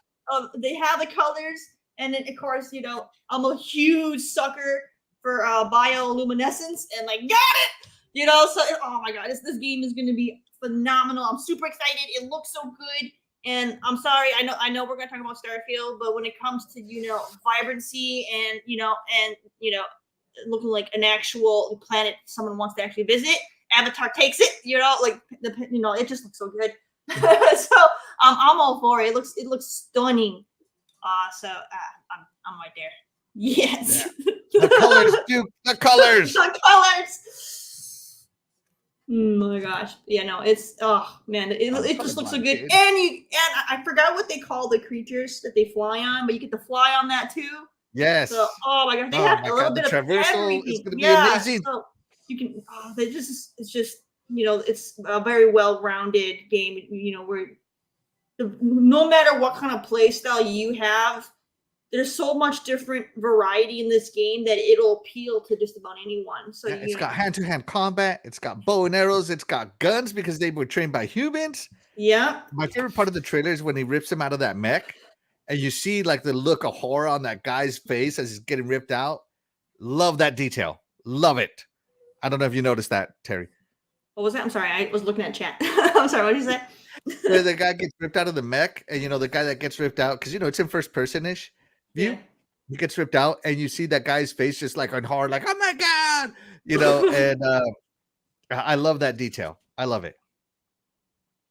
Oh man, it's just it's hard to find anything that I didn't like about what they showed for the game. You know, like I haven't seen the second movie yet, but I really enjoyed the first one. It's on Disney Plus right now. I'm gonna go see it. I don't have Disney Plus. You know, I am Subscribe.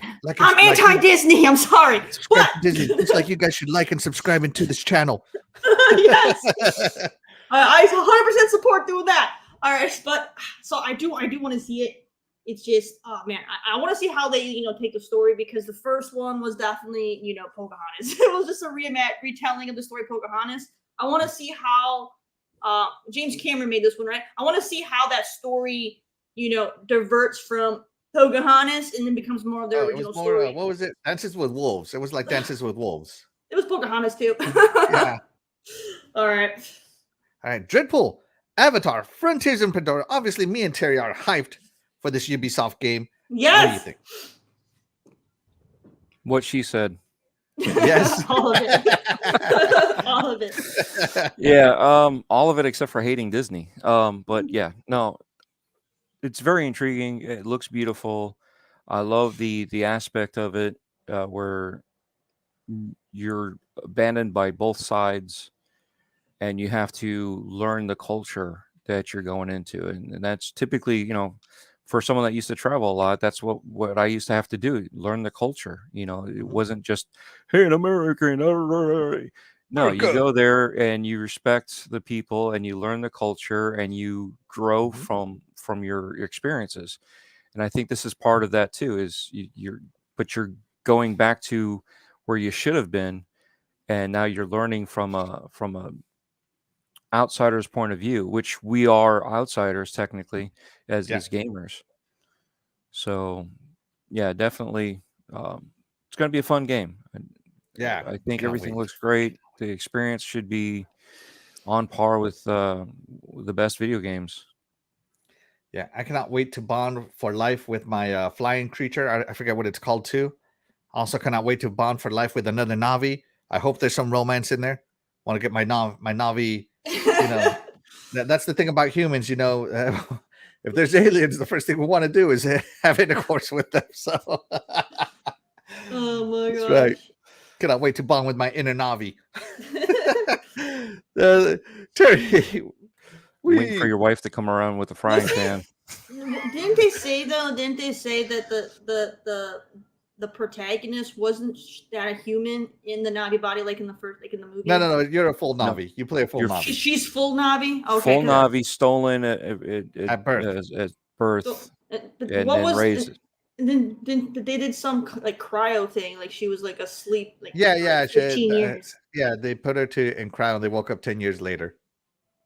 Yeah, 15 years later. 15 years, whatever. All right. So yeah, okay. So there's a poll. Are you going to channel your inner Navi in Avatar Frontiers of Pandora. 42%. I'm just ashamed of you. 42% says screw the Navi. 35% I'm going to discover my inner Navi, and 21% still haven't decided. My goodness. Come on, you guys. I thought it looked fantastic. Maybe they were talking about screw the Navi, like what you were talking about.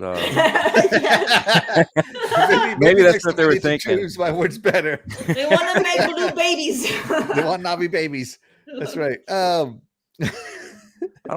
Let's check in with Cyber. Let's check in with the chat. Cyber Gunter says Avatar, yes, please. It's Far Cry in Pandora, and it's coming out December 7th. Yeah. Let's see.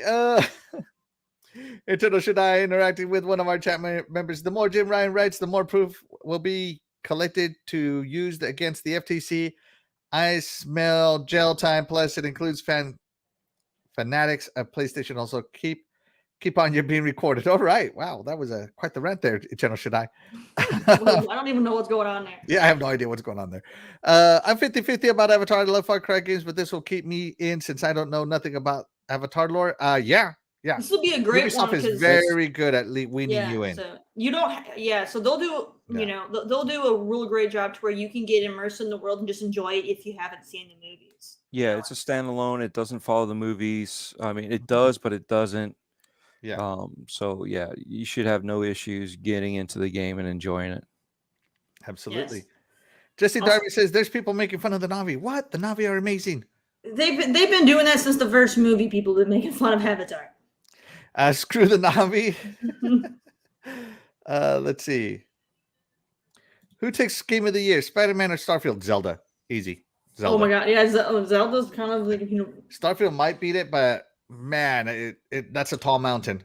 That's a tall mountain. That's a tall universe. Universe. I hate people comparing games that haven't come out yet, saying that they're going to win because we don't know. Yeah, everybody said Cyberpunk was Game of the Year before it came out, and then it was like the biggest flop of the year. So like, you don't count your eggs or whatever. Don't count with your chickens, or I don't know what the saying is. But yeah, your chickens before they hatch. Yeah, the chickens before they hatch. All right, that's what it is. Yeah. Well, here's the other part. A lot of games that start off at the beginning of the year lose their hype because everybody's on to the next. That's right. So this is going to be a hard one for Zelda, but I think Zelda could probably inch out. It just depends on what happens with Spider-Man and Starfield. You know, some of these could be well overhyped, and we haven't played them yet. So, but again, they will also be fresher in your mind because they will be more recently played. Yeah. So we'll have to see. That's why I wouldn't count my eggs before they hatch. Yes. Yeah. Let's see. Eternal Should I says movie IPs is not the best way to be used. I'm surprised about Star Wars. Hey, you got to give everybody a chance to be creative. Let's see what happens. Let them cook, should I? Let them cook. Yeah. Okay. You asked me if I wanted to. YouTube asked me if I wanted to report your poll. No, don't do that, YouTube. Shout out to Back from the Dead joining us. Thank you so much, Back from the Dead. We appreciate you being here.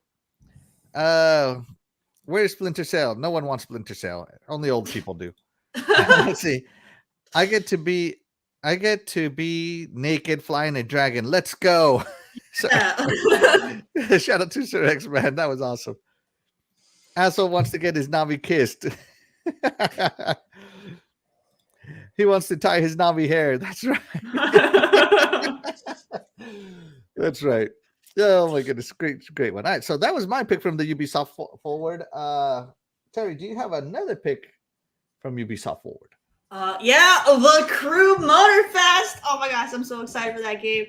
I love my racing games. I'm sorry, Forza kind of died for me a few years back. You know, they lost it, but the Crew is. Oh, I love the Crew, and they're doing something that Forza doesn't do. They are going to allow us to take our entire car collection from the Crew 2 and import it into Motorfest. So as soon as we boot up that game, we have our favorite cars. And that is amazing because every single racing game in existence always makes you start from, ground with one starter car. You have to build your library of cars. So I'm so pleased. Thank you, Ubi, for allowing us to keep our cars and, just enjoy ourselves because, they know what racers want. All right. So, yes, oh my God. That by itself is like the biggest thing ever when it comes to racing games because nobody else has done it. So Oh, Ubisoft, you're the first to break a new ground, letting us keep our cards. Thank you. The game looks phenomenal, and man, it looks so good. I mean, I will give Forza, when it comes to the details for car design, like there's no one that does it better than they do over there. But gameplay wise, man, that's why I prefer the Crew. It's just the gameplay is just I just love it, and I can't wait for this game. I'm super excited. And from what I can tell, it looks like they took out boats and planes, which I'm happy about because I hated using them. I hated it. So they got Formula One in this one. It's just gonna be awesome. And who knows? They might end up adding the other stuff as DLC or in the future seasons later. But I'm happy to get rid of that stuff because I was terrible when it came to using like the hover boats and stuff. Like I couldn't. So, but it looks so good. I'm so excited. And yeah, as soon as that comes out, I'm going to be playing that really, really hard. So like, the Crew 2 all the way, or Motorfest all the way. There you go. The Crew. DREADPOOL, are you looking forward to the Crew? I'm looking forward to playing it and try it out. To me, it's another racer. So I know it's a bad thing, but again, they're doing something that I wish more games would do, where when they come out with a second game or a third game, that it would be nice to be able to bring all your stuff forward. Dead Island did the same thing with Riptide, where you're able to bring your characters forward. But the only problem with that was they took it all away from you and you started fresh anyway. You just stayed at the level that you were at. So oh man. yeah. So the Crew Motorfest is gonna let you bring all your cars and they're all gonna get stolen in the transport. That's gonna suck. You know what I mean? No. So again, when you do stuff like that, it pulls away. But at the same time, if you honor the previous games and allow you to transfer your characters, cars, whatever items you have, it shows that you're willing to take what you already had and expand on it for gamers, so that way they can kind of continue on the journey as the same character that they were playing, as opposed to starting up as a new character or the same character with the new journey that the previous journey meant nothing. So it's kind of one of those things where, like Mario, every single time that's what keeps Mario I guess happening, because again, it's a new storyline, new everything, with all the old stuff that was there before. But it'd be nice if you had developed a character to be able to carry it on to the next one. So hopefully this will do what I'm thinking it'll do, the way that Terry's portraying it. So looking forward to trying it out. There you go. Yeah, I got nothing to say about Motorfest. Sorry, Terry. You're just jaded. You're just jaded that you once again have to start with a crappy car and have to work your way up all over again. Well, I got the skills. I don't mind. I got the skills. Jim Ryan says Spider-Man will not win Game of the Year. Spider-Man 2 will. You know what? I just want to praise, Jim Ryan for knowing that Spider-Man has a hyphen in it. So thank you for, properly spelling the name, because we have all these heathens out there who don't know how to spell Spider-Man properly. So hats off to you, sir. There you go. Heathens like doggy dog. No way, Spider. No hyphen man. Yeah, see? Look at this heathen. All right. Dread, any other games from the Ubisoft forward you want to talk about? Not really. I mean, other than Assassin's Creed, that just a brief talk. Nexus looked pretty cool. The graphics look very, very I don't know, 64-ish, whatever. Yeah. So again, it's like it's a VR game. You guys don't realize what comes up with VR. It's because I just like the fact that they had different characters in there from different time periods of Assassin's Creed. So, but it was cool to see. Just again, Mirage looks beautiful, and yeah, that's it really. Nothing spectacular. It's just more Assassin's Creed. Just keep the animus out of it, and we'll be fine. Mm-hmm. Terry, Assassin's Creed stuff. Stuff. All right. Because there's 3 games. That's why I called it Stuff. Yeah. So, I mean, I love Assassin's Creed. When it comes to Nexus, I mean, I don't have a VR, so I won't be playing that one. But I do want to applaud them for not having the, atrocious floating hands. It looks like you actually have full arms and you can see your swords and everything. Legs. So, it looked like you had legs. Yeah, you had everything. Like, I don't think I've ever seen a single VR game do that. It's always the really cringy floating hands. So, Ubi doing it right. So thank you. And then for the what was it? The Jade mobile game. So nothing against mobile games. It's just I don't personally play mobile games, but I mean, from what they were showing, it does look really well done. So for all the people around the world that are real big into the mobile gaming, it looks like you're going to have yourself a great experience. So enjoy that one. And then Mirage. Oh my gosh, Mirage looks so stunning. So much detail went into this game. Like people like to, bash Ubi, but the amount of detail they put into this game, people don't want to give, recognition where it's due. And like when you look at the buildings, when you go to the Middle East and you look at the buildings, there's a lot of intricate details in their buildings with all the little like little artwork and designs in it, and they have all that detail in the game. Like that takes a lot of time to do that. So it's beautiful. They actually, got Arab voice actors, so the pronunciations of all the words are correct. I have a friend from the Middle East, and he was ecstatic when he heard them, speaking in, proper Arabic. So because no one ever does that in games before, he's always had, people, try to speak it and mispronounce stuff. So this was like the first time he's, seen a game portray Arabs properly. So he was ecstatic, and it's great detail. Once again, Ubi, thank you for doing that.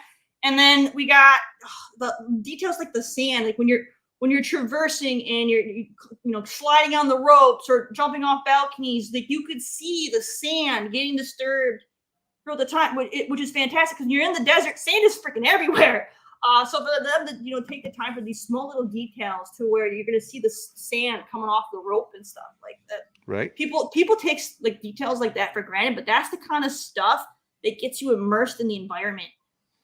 And so so Ubi, they put a lot of love into this game, as they should, because Assassin's Creed is one of their biggest breadwinners. So I applaud them on what they've done, and for them to show us gameplay. Like this is one of the things like. People always go on and on and on about how they want to see gameplay, all the showcases. But guess what? When it comes to showcases, Ubisoft, they had more gameplay than anybody else this year. All right. Whoa. They had more gameplay. All right. So, so it's stunning. Like they showed us gameplay for Mirage, a game that literally just got, mentioned, within like the last year. All right, and they already have gameplay for it. Outlaws literally just got mentioned, and they showed us gameplay. Gameplay, yes. Okay, nobody does that. Ubisoft did that. All right, so people, please, I know you have your biases. I have my biases. I love Ubi, but still, recognize that because you sit there and you bash PlayStation or you bash Xbox because they don't show you gameplay, and then you sit there and bash Ubi, and they showed you the dang gameplay. All right, come on. They deliver. 33 Immortals showed live gameplay. Yeah, they did. So it's just, it's good stuff. Just trying to get you fired up, Terry. Just trying to get you fired up here. So yeah, no. So like, I mean, they had nothing for Skull and Bones other than an awesome song. But, again, it's one of those things where, even Prince of Persia, that game, they had gameplay and that game was just announced. Like, this is amazing. Like, this is where I'm not salty about Skull and Bones, because for them to announce their game, like at least 3 games right here. Yeah. And then show us gameplay immediately after that is huge. Nobody does that. They announce it and then we got to wait like 2-3 years and then we might see gameplay. Maybe see gameplay. Maybe. That's right. So Ubisoft bringing it, and that to me that tells me that they were really focused on getting these games to the point to where they could not only announce them but show us gameplay right off the bat, because they're getting ready to have these games come out like this year and next year. They're not doing what everybody else does and like, okay, Star Wars Outlaws coming 2028. They didn't do that. So like this is amazing. So I'm sorry. I know I'm fangirling, but come on, recognition where it's due.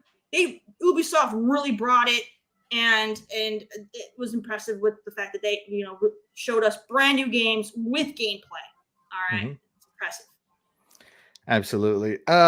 Assassin's Creed Mirage looks good. I'm most excited for Assassin's Creed Nexus. I am a VR guy. And, usually when you're in VR, combat moves a little slower because, you're in VR. You don't want to fall over. And they showed what is it? The Jump of Faith or whatever it's called. Right? The Leap of Faith. Leap of Faith. That's what it is. Mm-hmm. And the Leap of Faith, they showed it. And I'm just like, oh, man, they're going to, I don't know how that's going to play out in VR, but I'm excited to try it. Because I'm excited to see how it works out. And the fact that they showed legs and arms is also cool. Right? Like that's the right. But Assassin's Creed Mirage is looking great. Mm-hmm. It goes back to the Assassin's Creed 2 style, which I'm not really a big fan of. I like the newer open world, ever since Assassin's Creed Origins came out style. Better, but I understand that, hey, sometimes you got to change it up, and change it up they are. So yeah. We'll see what happens. Great choice there, Terry. Let's see. Let's check in with the chat. Jim Ryan says, wait till you see our Spider-Man 2 bundle box art designed specifically for Gen Z. Ubisoft Showcase was a 2003 showcase. Hey, it worked. Nick says, Ubisoft also had more CGI than anyone else. Cool Cat Ubi. CoolCatTerri. Look, I'll take it. None of them. I'll be playing so many other games. Whoa. Let's see. DREADPOOL is still waiting on Beyond Good and Evil, as we are. As am I. So yeah, this fall is stacked with game. Every fall is stacked with game. It's like everybody ignores the year, the first half of the year. But Terry, we had a poll, a Ubisoft poll. We had a poll. All right. Which Assassin's Creed will you play? 83% Mirage. Yes. 16% actually said you're going to play all of them. And then when it came to Nexus and Jade, nobody voted for those. So those are going to be more niche because not everybody has VR and not everybody does mobile. But yeah. There you go. Outside of Avatar. Wait, hold on. Dread, you already said you had nothing else, right? Or am I wrong? He's muted again. No, nothing else unless we want to talk about a console. No. So to close it out, guys, I'm going to say Prince of Persia, The Lost Crown looks awesome. It looks so good. It looks awesome. I love Metroidvanias, and this looks like a Metroidvania style game with Prince of Persia in it. So I don't think you're going to be playing through linear levels. I think you're going to be gaining powers and accessing new areas of wherever you are, Persia, I'm assuming, and playing some more of that. So it looks awesome. There's the camera angles, the action, the gameplay, the platforming, the combat. It looks amazing. I don't know why anybody's hating on Prince of Persia. This is very Prince of Persia. It's the timing. You got to have your timing down. If you're hating on this, it's because you got old and you're no longer able to do proper timing. It's because people are, stuck on these third-person adventure games, and that's what they want, and they're making that.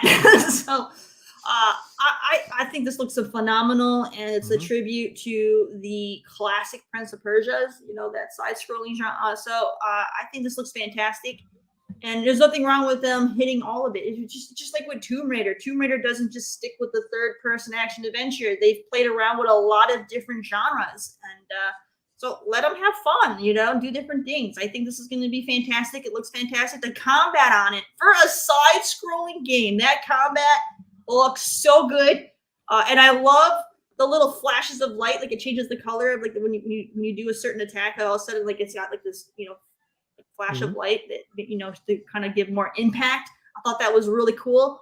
So, and coming from someone who can't platform well, I'm not good with side-scrolling platformers. I have a issue with perception, so I struggle. This game is going to give me a lot of rage because this is actually a side-scroller. I really want to play this game, but I know I'm going to rage because I can't platform. But I cannot platform. But it looks so good. I'm excited. It looks phenomenal, and yeah, it's just looks great. I can't really say more about it. It's Absolutely. the first side-scrolling platformer in over 20 years that I'm actually excited about playing. So that's saying something. But don't you worry, Terry. 3D platformers like Banjo-Kazooie got you covered. I have no problem with the 3D platforms. It's for whatever reason the 2D ones. I can't do them very I'm the well. opposite. I'm the opposite. Until recently, I have problems with 3D platformers. Maybe it's because I'm half blind. I don't know. Dreadpool, Prince of Persia, The Lost Crown, 2D. I know everybody wanted 3D like the Sands of Times, but what do you think? Yeah. All right, it's an ass. Yeah, like I said, it looks nice. It's just I'll probably play just to try it out, but I'm not feeling it. I don't know what it is. I don't know if it's because you're picking different characters as opposed to the prince himself. I don't know. I think it's still too early for me to tell. And again, until we actually play these games, we don't know. So, but right now, I'm just not feeling it. All right, not feeling it. Not feeling it. It's okay. It's okay, Dread. Okay, now, guys, can we cook? Can we cook? I know we already are at time. We usually end by now, but can we cook? Terry, can we cook? Yes, let's cook. Dread, I know you have Father's Day plans. Are you able to cook, or you got to go? Let's cook a little bit. All right, let's cook. All right. I'll let you know when it's time because I'll get that look. The look. Oh, no looks, please. Hey, we were late, so we got to make up some time. That's right. We started 7 minutes late. How dare we? All right, guys, let's cook with Starfield, the star of the showcases, in my opinion. This one had the longest showcase out of any other piece we had. Starfield, guys, had a 45-minute trailer. Doggy, you took me out, man. I microwave. Oh god. Sorry, Starfield had a 45-minute direct that got me to spend $400. Oh, why? $400. And worst of all, it got me to spend $400 on my wife's birthday weekend. So that was a hard $400 to spend, guys, because that was technically her $400. So shout out to my wife for being the bestest wife in the world and letting me have this incredible hobby and being understanding. She's the best. But you know what? I want to start with Terry, because Terry, last week, I wish that this was going, because I wanted to replay what you said last week. You had no interest in Starfield. No interest. No interest. It was a hard pass because it was just another Bethesda game. And Terry, I like Bethesda, but Bethesda hasn't done anything groundbreaking in a long time. Right? Yeah. So Starfield comes out, 45-minute direct. You watch them cook for 45 minutes, Terry. What happened? Okay, so I went from having zero interest in this game to having a bit of interest, a little bit. There were some things that that are still like turnoffs about this game for me. That if they would do them would be, it would seal the deal for me. And I mean, it's kind of hard because Bethesda has this thing that they've done in all their games, excluding, ones that ZeniMax kind of takes over and whatever. But like they have this thing where their protagonists do not speak; they're not voice acted, and because it's supposed to be you, Terry. I don't want it to be me. I want it to be an awesome character. All right. So like, you heard it here first, guys. Terry's character sucks. So. No, it's literally, I play my games because I want to get away from my stuff. And honestly, I don't play my characters like me because that would be awful. All right. So most of the decisions we make in video games we would never do in real life because it would be boring if we played the way we would in real life. All right. It's the way it is. All right. So I honestly would like Bethesda to start voice acting their protagonists. All right. I understand why they don't, but I feel like that's so outdated now. I mean, there's still plenty of other devs that still do that, like Nintendo. But like, I don't know. I would love to have a voice acted protagonist, something so that way it can be more in the vein of what, you know, BioWare does. You know, all their protagonists are voice acted and they have amazing characters. All right. So that's what I want Bethesda to do. So that's a turnoff for me. It's not like an end all be all, you know, like I said, it's normal for Bethesda. So, stealth. They were talking about their favorite parts, and this lady started to get me excited because I love stealth. And she's like, my favorite part is going stealth and sneaking up behind the enemy. And I'm like, and do takedowns. And then they didn't do anything. And I'm like, oh, they don't do takedowns. Disappointed. You gotta have takedowns. Disappointed. So I'm like, okay, so they're gonna do what they do in Elder Scrolls and Fallout, where you sneak up behind somebody and you do a real lame little melee chop, and they just magically die. I freaking hate it. It's like the most cringiest thing. And then so they're gonna do that. So great, thank you, Bethesda. You know, you didn't innovate. All right, so You're supposed to say judo chop when that happens. You know, so I just, you know, for a game that's supposed to be like the biggest thing they've done in a long time, they, you know, there's still a lot of ground they haven't broken. You know, they don't have takedowns, they don't have voice acting. So those are gripes for me.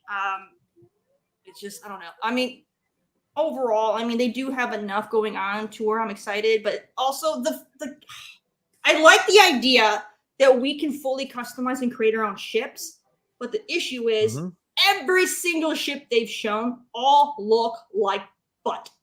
All right, they have the ugliest ships I've seen in a video game, hands down. All of them look hideous. I don't want to fly any of them. They look disgusting, horrible designs. I can't get behind the ship design. I think it's dreadful. All right, so I can't do it. I hate it. I hate it. Okay, I want some.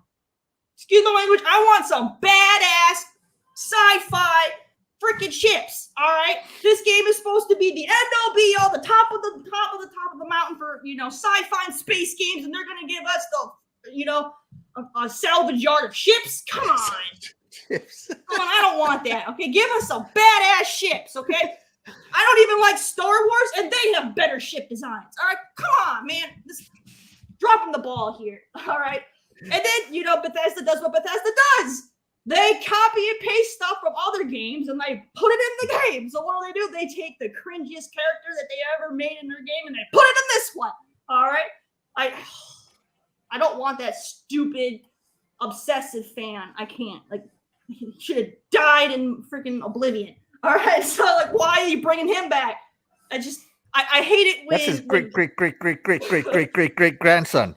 Bethesda does this in, you know, Fallout, you know, Elder Scrolls. They take a lot of their resources and they slap them in their new thing. They just reskin it and then they call it brand new, and it ticks me off. Like, come on, if you're gonna go all in on this game and, you know, talk about how this is the biggest thing you've ever done, then prove it. It's not the biggest thing when you're still doing that nonsense. Come on. They're not selling me on this. They're not.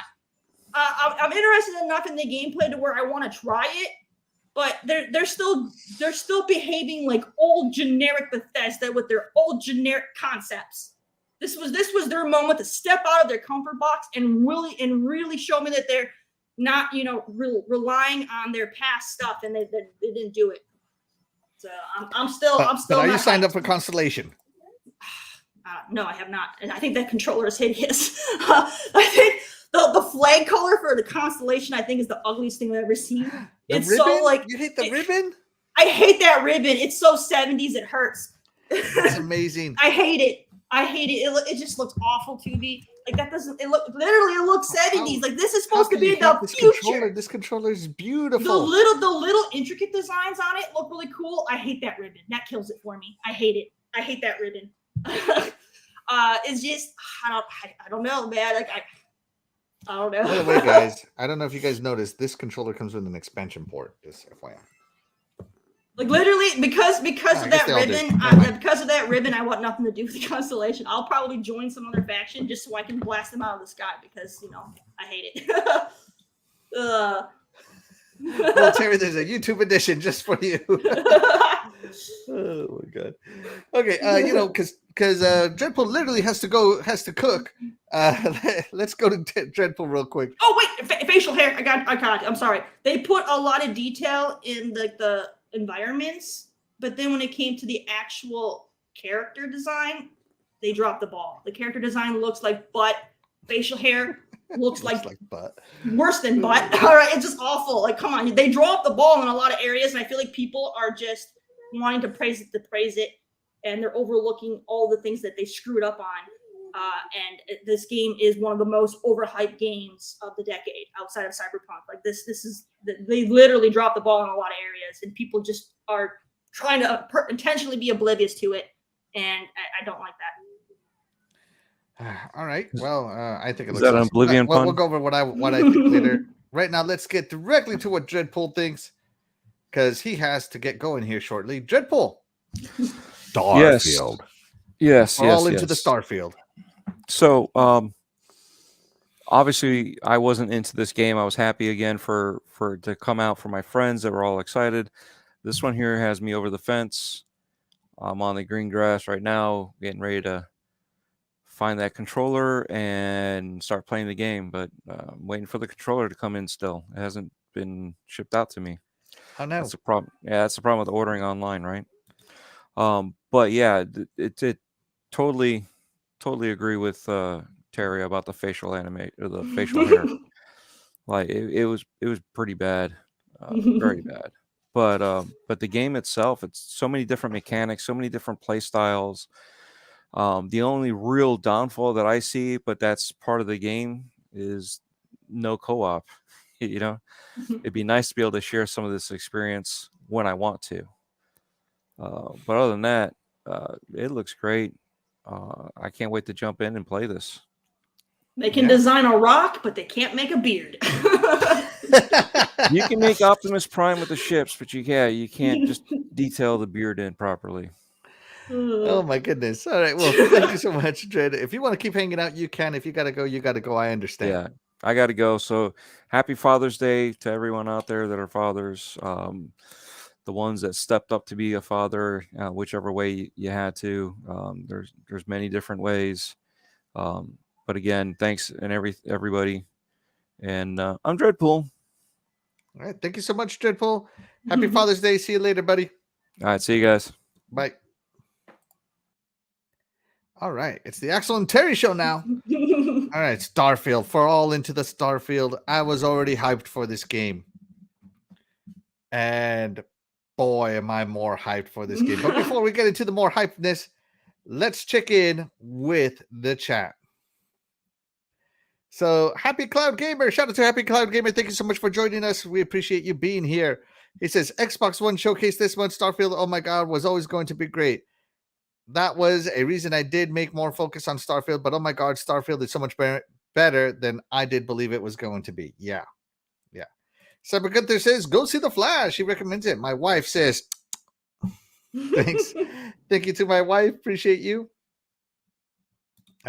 This is not me protecting Starfield devs about 30 FPS, but most of the time I want to play games in 4K on a big screen versus 1440p 60 FPS on a 4K TV. So if Starfield runs at a stable 30, I would want that more than to sacrifice detail in the game just to hit 60. All right. He has a preference. He's a 4K 30 FPS guy. Doggy Dog says, this was an incredible deep dive. Got me to buy the Constellation Edition too. Can't wait. Yeah. I know how you feel, Doggy. Let's see. I was crying watching the showcase. Whoa, get yourself together. Happy Cloud Gamer for all into the Starfield, buddy. We're going to get there. It made me cry too. It made me cry too, but not the way you cried. Jesse Darby says, until Ubisoft brings back Sam Fisher, they will be mid. No, I don't think that. No, they're great now. Come on, man. Yeah. Terry's seen those sandwiches. The Sandwich Bandit. I couldn't care less about the food. Like they were very adamant about their food design. Like I couldn't care less. Yeah, sandwiches were brought up quite often. Why do you do that? Your wife might have you sleep on the couch tonight. Why did I spend $400 on her birthday weekend? Yeah. Sorry. Again, shout out to my wife. She's amazing. Let's see. My ship is called the Milky Way from RWK88. Shout out to RWK88. Thank you so much for being here. And Happy Cloud Gamer says it's NASA Punk. That's right, Terry. You know I love my punk games. It's NASA Punk. Okay. Dead Dealer says I thought one looked like an eggplant, but it might be just me. Cyber Gunter says no more coffee for Terry. That was funny. Forget blood. She's going for the jugular. The ribbon is a Burger King logo. Whoa. Well, okay. I mean, it does look like one. Yeah. I love this stuff from Splendiferous. Anyone notice Starfield Early Access starts on Labor Day weekend? Oh, yeah. And I always take vacation on Labor Day week. So, yeah. I am so happy. Well, Avatar's on Pearl Harbor Day. That's right. I thought my husband cried too. It was so beautiful. You just got you don't know. This game is 25 years in the making. And OCD Gamer joins us. Shout out to OCD Gamer. Thank you so much for joining us. We appreciate you. He says, good morning, guys. Good morning, OCD Gamer. Guys, if you're just joining, be sure to hit that like button. It helps us get discovered, especially on the live shows. That thumbs up, thumbs down ratio does matter a lot when you're on a live show, and we would appreciate you if you give us thumbs up. Let's see. Haha, I peeped. He wiped his right eye. My wife's selling me out here. She's selling me out because I spent $400 on her birthday. That's why he was crying. He realized he spent $400. I was crying that I was going to be alone. His wallet was bleeding, and it struck him. Sacrifices had to be made on that day. All right, Starfield, the Starfield Direct. Where to start? Character creation, amazing. The fact that you get to pick a class, and then on top of the class, you get to pick attributes. It just goes so deep. And, I'm glad that this game also has a third-person view because, or else why have such a deep character creation model? But I love that you even get to pick your walking style. So when they're doing all those slow-mo shots of everybody walking, right? Let me see if I can put this on here. Hopefully this doesn't crash my computer. Where is the slow-mos of people walking? No, that's the combat. Here we go. Oh no, that's just watching. That's not walking. That's watching. Yeah, when they do the people walking, right? It's just you get to pick your walk style. Yeah, see, so you get to pick your own walk style. Sorry if that's really small, guys. I don't want to jam up my computer. I really cannot wait. The fact that each atmosphere is going to be individually done, it's even better, and it's accurate based on the position to the star based on our own soul system. And man, it just took my breath away because if you remember Skyrim, when Todd Howard was talking about Skyrim, he's like blah blah blah, and yeah, you see those mountains, and yes, you can go there. And this time he opened up on the moon of a gas giant, and he goes, and you see that moon, and yes, you can go there. So it just opens up that whole huge world that Starfield is trying to do, that 1,000 planets with handcrafted stuff that happens on them. It's just not RNG stuff. The fact that you get to customize your ship, the fact that customizing your ship also changes the inside. Your companions, you can put them on your space station.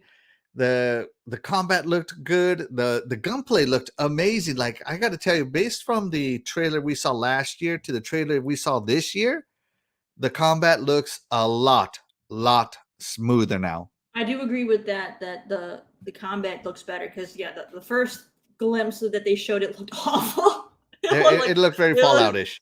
Yeah, so I will give them props on that. The combat has, the gunplay, the gun mechanics, they improved. Yeah, they're gonna, and from what I hear, they brought in id Software to help with the gunplay. So id Software gunplay is really epic. So shout out to them for bringing in id Software, the masters of gunplay right now, one of the masters of gunplay, to help them with that. The fact that just the views, the lighting, and yeah, they're using cube maps for lighting. Obviously, it's not going to be ray tracing, unfortunately, but hey, not everything can be ray traced. Ray tracing is incredibly demanding. We'd be playing this game at 2 frames per second if it had ray tracing. So they're doing reflective cube maps that seem to rebuild themselves every second or so. And you can see that in the game trailer as well. But hey, you know what? Whatever. Cube maps have worked for us for a long time. There's nothing wrong with that. Right, Terry? What? The way they're lighting, the way they're doing their own lighting, right? That doesn't bother me. Yeah. And yeah, the combat is the best I've seen from Bethesda. Me too, OCD Gamer. I agree with that. Wolfenstein does a good job, though. Not Wolfenstein.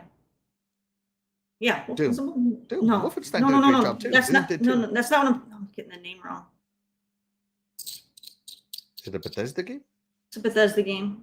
Arcane? I don't know. No, it's a Bethesda game. Is it Wolfenstein? I don't think it's Wolfenstein. Did they make that? It's got a German name. It might be. Wolfenstein? Okay, yeah. OCD Gamer says, I think Bethesda said it only helped on the game's visuals and not the combat, which could be true, but I got to tell you, that combat looks great. The fact that this is a Bethesda game, so each object is individually tracked, and this is what's hampering the engine and what's keeping it down at 30 frames. Unfortunately, say what you will, the Xbox Series X and S are already on a 3-year-old processor. Obviously, it's going to come with its caveats as time goes on, so it is what it is. And I am sad that it's 30 frames per second, but I'll take it, man. A game with this scale, I am going to take it. I'm not going to become the sandwich bandit. I don't care about your stupid sandwiches, but man, am I going to, the fact that you can either choose to blow up a ship or choose to salvage it or choose to board it, all of that stuff looks awesome to me. The choice, and that's what Bethesda has always been about, is a choice. The RPGs are always choice. You can choose to adventure, or you can choose to, explore and find out, and I'm the explore and find out kind of gamer, and I know I'm going to die a million times. I can't wait to build my base to harvest the most rare of resources there is. I can't wait to explore 1,000 planets. I don't know. I don't think I'm going to be in all 1,000 planets, but I know I'm going to want to be around them. The fact that they clarified the timeline, that it's the early ages of human colonization on the star map. So not every planet's going to be colonized. Not every planet's going to be terraformed. Not every planet's going to be populated. Some of them are going to have huge cities. Some of them are going to have small cities, just like early days of colonization in our world as we know it. And that NASA punk look, Terry hates it, that they look like Savage George, but I love it. I love it. It looks amazing. As you know, Terry, I love my punk games. I love space games. I have been looking forward to this game. I cannot wait to play it. I love space games. I do. I love space games. Left me like, oh my God, that was amazing. Those ship designs are awful. I'm sorry. That ship design is awful. It's because you designed it awful. No, they all look terrible. They literally had their design team show us what they can do, and it was awful. I'm like, that's what you can do? You guys are the design team, and that's what you can. No, I'm sorry. And by the way, this is the best controller box I've ever had. All of them open up like this and they have nothing, but this one has the Starfield logo into the Starfield, and it's a display case as well. It's not just the box, it's a display case for this controller. So I spent some money on this controller. Shout out to my wife. And I also ordered that Constellation Edition, playing it 5 days early. Get that DLC. Gonna get my Starfield watch. Be part of the watch club, Terry. Order that Constellation Edition. Bad. I'm sorry. When they were showing the watch in the game, like the face of the watch looks great. The face of the watch looks great, but the first thing I noticed, it had the cheapest wristband on that. It's a cloth wristband, yeah. It was It looked like the watch bands, like those netted ones that you get for like if you're gonna get a watch for like swimming. It's like those little nylons. It looked janky. Okay, it had like this super amazing face on this watch. And then they had like the cheapest wristband. I'm like, that looks awful. Why would they do that? And then they announced the collector's edition with the watch. I'm like, oh no, they did it. They gave everybody the watch. I'm like, oh no, it's probably gonna have the same janky wristband that's gonna snap off. So I'm like, I don't know. Because Bethesda has that history of their collector's editions being made with very shoddy quality materials. So I'm like, great. You know what? They're showing this amazing watch. And it's gonna, one of those things, you can't take it out of the box because it's probably gonna break. So don't take it out of the box or whatever you do. I wouldn't. You wouldn't. I wouldn't take it out of the box. I'm afraid that the wristband's gonna break off, man. Don't do it. I think that watch looks good. If that wristband look cheap, it's okay. If you're a watch guy, you know how to replace wristbands. It's gonna be okay, Terry. Cyber Gunther says, I'm not wearing that watch. It's probably a $20 watch. Not with what I can see. Terry, come on. You knows what's cheap is that racer from Ubisoft. Damn. Nah, that's a glorious game right there. Let's see. Cyber Gunther says Starfield is going to be like Ready Player One. Every gamer is going to be in a different world. Yeah, that'd be great. Oh my god, if it was social, it'd be even better. Starfield multiplayer, that'd be even better. My wife says CoolCatTerri is so cute. The thing is, even listening to Axel, I feel like you guys are all falling into the same trap because you're explaining Starfield the same way the diehard fans did for No Man's Sky before it came out. Like, oh, you can go here. You see that? You can go here. They said the exact same thing for No Man's Sky. And yeah, it's not what everybody thought it was. So, I was so excited for No Man's Sky, and I was so let down by it. I'm not going to lie. I was let down. Because, yeah, I'm hearing a lot of the same comparisons between this game that people said about No Man's Sky. It's definitely a lot of copy and paste right now. So that makes me more nervous. I don't know. I hope they deliver. But I'm just saying, if they can take the time to design 1,000 planets, they should have taken the time to design 1,000 more hairs on the chin. 1,000 more hairs on the chin. Unbelievable. You know the last thing I care about when I'm shooting somebody? Terry, you want to know what the last thing is? Their freaking face. That's the last thing I care about. Oh no! If you're shooting that face, you want it to look pretty awesome. Let's see. Let's take a look here. Starfield Constellation Edition. I don't think you can get it anymore, but Tom's Guide, Tech Radar, Polygon, Shack News, GameStop. I'm looking for the Bethesda website. Let me type in Bethesda. I'm sure it's sold out. It's definitely sold out.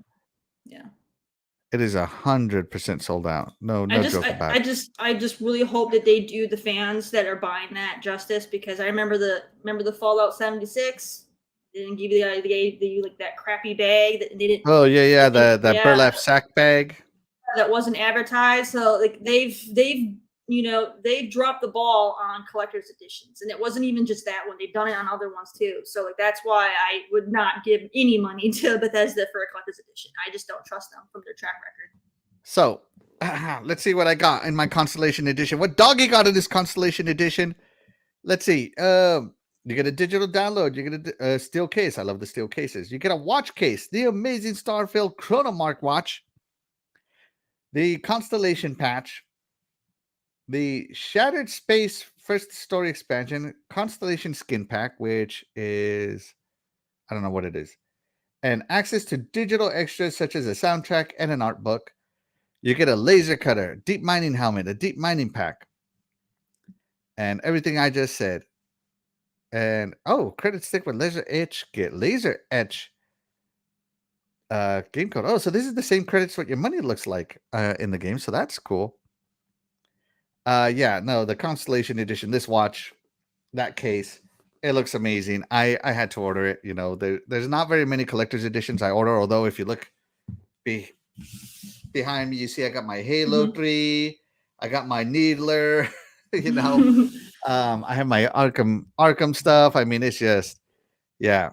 I like the case. I think when it comes to the quality, I think they did a better job with the case than they did with the watch. And I feel like the watch is kind of like the focal point, what people are going to be excited for. They should have done better on the watch. The case looks cool, but the case protects the watch. So you kind of, the prize inside the box should be a prize, not the box shouldn't be the prize. That's me though. Lucifer says the watch goes up to 30 minutes and not 60. What? Is that I don't know if that's true, Lucifer, but if it is, what? that watch needs to your watch can't tell time. That's right. It better be 30 minutes till launch. That's what it better do. Cybergut got himself the Constellation Edition as well. $300 well spent. Let's see. Let's see. Xbox Series X. Oh, look at all these places that have the Constellation Edition. Amazon. I'm sure they all say sold out though, Walmart. Right? I bet they probably all say sold out. They probably do. Yeah. Anyways, get yourself the Constellation Edition, guys. Trust. Let's see. Hey, Terry. ain't me because No Man's Sky to me is mid. I play it for 5 minutes. You know, Cyber Gunther, I played No Man's Sky for I like hated it. It was terrible. 15 hours. And in 15 hours, I was done. The gameplay loop is not fun. And that's what it has to have is fun. The tech is cool. I think it's awesome that everything is RNG. You get to name your own planets and stuff. Yes, that's all cool, but it's not fun. I had more fun playing Minecraft than No Man's Sky. No Man's Sky was one of the most boring experiences. And I went back to it, like, because I never wanted to play it, but like my friends were like, they had this big, amazing update, and they made the game everything and more than it was promised to be. So that was time to play. I'm like, okay, so I booted it up to play with him, and this is still the same terrible game I remember from when it came out. Like, this is awful. I can't. Yeah, the base gameplay loop is not fun. That's all I'll say. Yeah. Let's see. On the other hand, I'm not the biggest Bethesda fan, but Starfield is going to be their best game ever. Yeah, I agree. 25 years in the making. Yeah, it's going to be great. Doggy already has found the watch manual. If you guys are interested, it's definitely no premium watch. Axel's already got the day one patch. That's right. That's right. And I like the watch. I like the box the watch comes in. Yeah, the locking mechanism is cool. I would have preferred a wearable helmet. I think you could just buy NASA replicas, Cyber Gunther. You'll be all right. Let's see. I wonder how many people would wear a Starfield space helmet while playing. Not very many, but I'll wear that watch. A lot of them would. Yeah, they would. Yeah.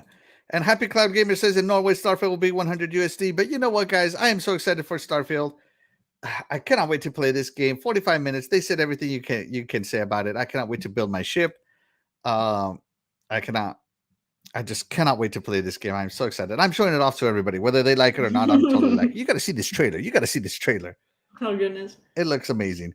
Terry, we had a poll. All right. Are you joining Constellation? 83% said I'm cleared for launch. 8% said no way. And another 8% still have not decided. There you go. I will join any other. Everybody is cleared for launch. Any other faction. I want nothing to do with Constellation. That's right.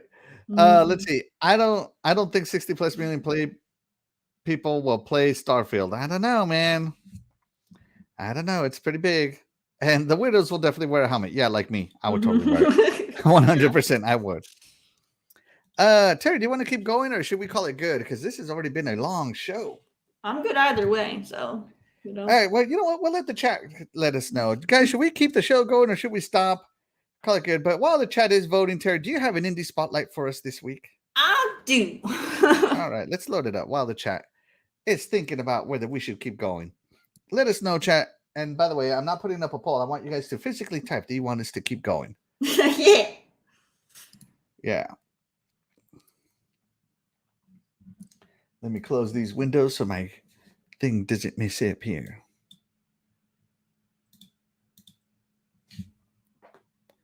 Take it away, Terry. What? No intro? Okay. Oh, yeah. No intro. It's jacking up my computer right now. All right, that's right. He's got a potato for the day. That's right. That's what I can upgrade. 3, 2, 1. Okay. Indie spotlight, you guys. All right. So today welcome. This one is okay. You know what? I'm not even gonna explain it until I do the trailer. Okay, let's just watch the trailer. This one just came out here not too long ago, and it's on Game Pass. So let's play that footage. Let's go.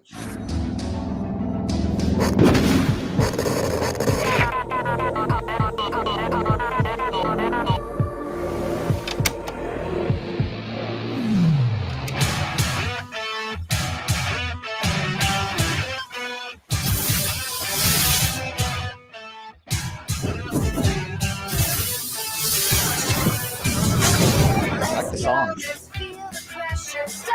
The set beats.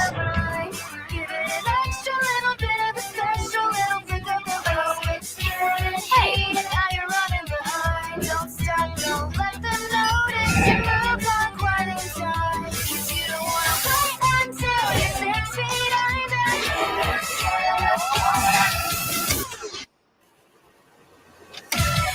Face down, we're not kidding about what's that sound.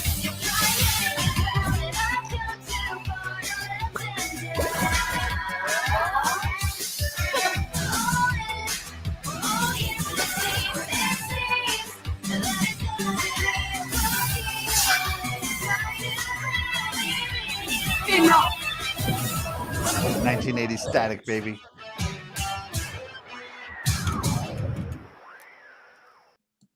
All right, you guys. So, Cassette Beasts.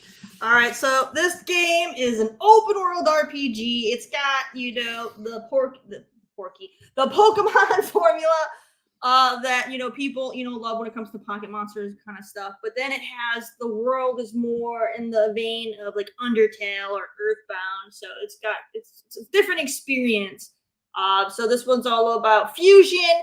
And unlike Pokemon or Temtem or Digimon or anything like that, this one, instead of you capturing the monsters, this one, you are basically just saving like a copy of them on a cassette, and you get to transform yourself into the monster, which has not been done. And you always capture the monsters. This time, you're not taking an adorable little creature and throwing it in a device for it to be your slave. You're not doing that. All right. You are instead going to just copy their image and their abilities, and you get to do it yourself, which is pretty cool. This game has, it's all about the music. So, so you gotta learn the different songs so you can do different things. So it's really, really cool little concept. It also has local co-op on there. So, you can play with a friend at home. If you have kids, you can have some fun with that. And I think this one is definitely impressing people. There's 120 different monster forms you can take. And another nice factor with this game is, if you were to play a game like Pokemon, each monster kind of has its preset evolution that it has to take. That throw that out the window. All right, now you can take, if you like this one and you like that one, guess what? Fuse them together, make your own, and have some fun. You can do whatever you want. All right, there's no preset. You have to turn into this. All right, so which is also really, really cool. There's also vampires in the game. For those of you, if you want like vampires, there's vampires in this game. You got a total of 6 companions. You start out with 2. All right, you start out with Kaylee and Eugene. Those 2 companions are the first ones, and then you can find 4 more. And as you play and interact with your companions playing through the game, you increase your friendship level, so that way you work together better as a team. You do better fusions, and you even have the option to do. You can even do romance in the game if you want to. It's completely optional. You don't have to do it, but it's a cute little thing you can do if you want to. So you can't do that, Pokemon. So there you go. Go ahead and have some fun with that. And there's 5 different levels for your friendship relationship level before it becomes a romance, if you want to go to that point. And so yeah, go ahead and enjoy it. It's a $20 game. It's only available on PC, Xbox, and Switch. So go ahead and take advantage of that. It's 20% off on Steam right now, so you can get it on sale, or enjoy it on Game Pass, both Xbox and PC Game Pass. It's there, so have some fun. All right, great indie spotlight again from Terry. Aren't these awesome, guys? I love that Terry is our resident indie gamer. Love it. Most of the chat didn't. It's not chatting unless my chat froze. It did freeze. Okay, there we go. You know what? Let's just finish our topics. I think the other topics are relatively short. Okay. So we're going to finish out this show, guys. We're going to cover all the topics as advertised, even though it took a long time. But the showcases were amazing. Terry, what would you give the Xbox showcase? I think I would give it an A. I would give it an A. I think they delivered. It was back to back to back trailers. They had a little bit of talking where they needed to, but they didn't drag it out. So I think they did a great job, and they showed everything was in engine, or they had some gameplay, so that was also great. And a lot of unexpected games were shown as well. So I give them an A because it was a very, very well done show.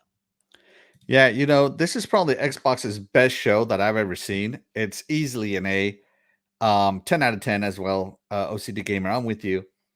I saw not only Starfield, which I wanted to see, but they didn't keep us waiting with Fable. They got that out early.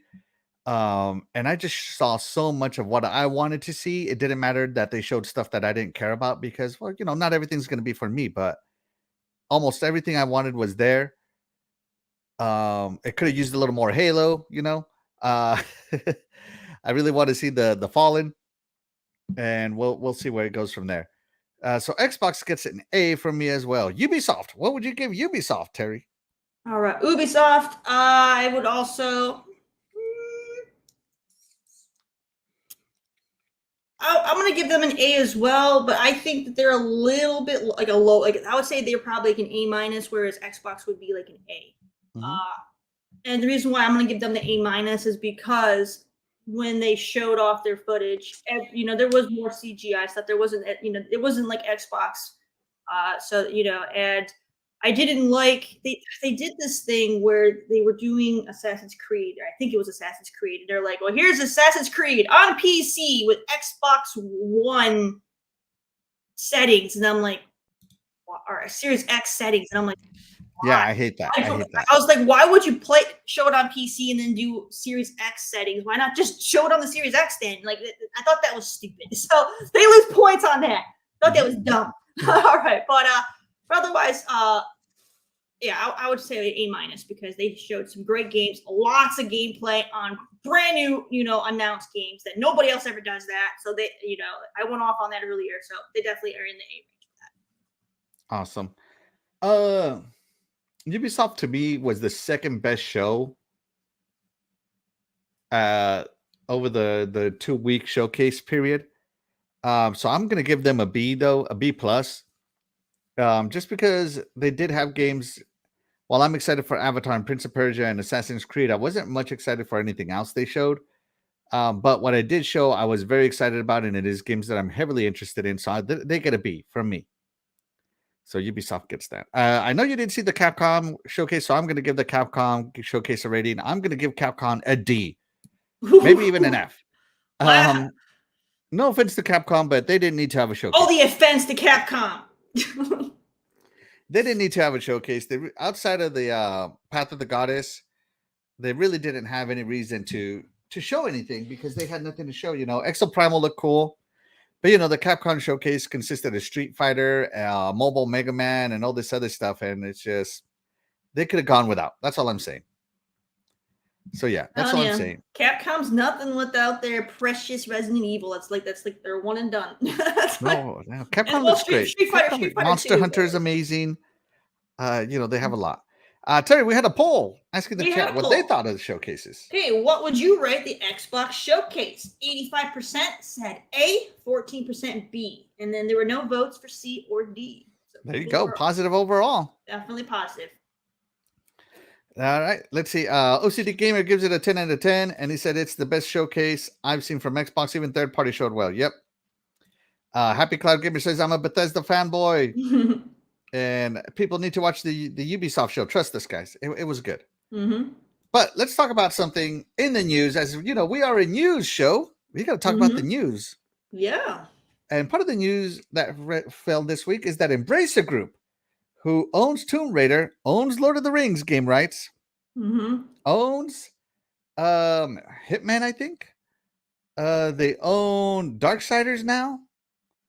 They own a lot of IPs. They have something like 500 IPs under them. Is to undergo layoffs and game cancellations in corporate restructuring. So CEO Lars Wingefors. It's Swedish. Yeah, that's the most IKEA name I've ever seen. Lars Wingefors. We would need our Norwegian guy. He could probably pronounce it better than we can. Right. Basically saying that they're going to restructure. Crystal Dynamics is their big get. That's probably their biggest get. They're working on Tomb Raider and Perfect Dark, saying that those will not be affected. So Crystal Dynamics is saved from the axe.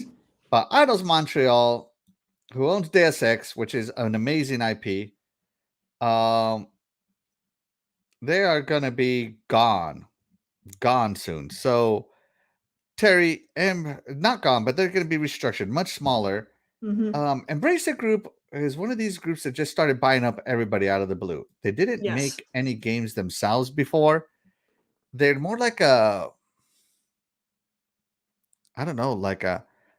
fund more than a game developer, I think they felt like they could buy IPs and just leverage their popularity, and that plan has not come to fruition. It's gone so bad that Embracer Group's overall value is half of what it used to be, half of their peak.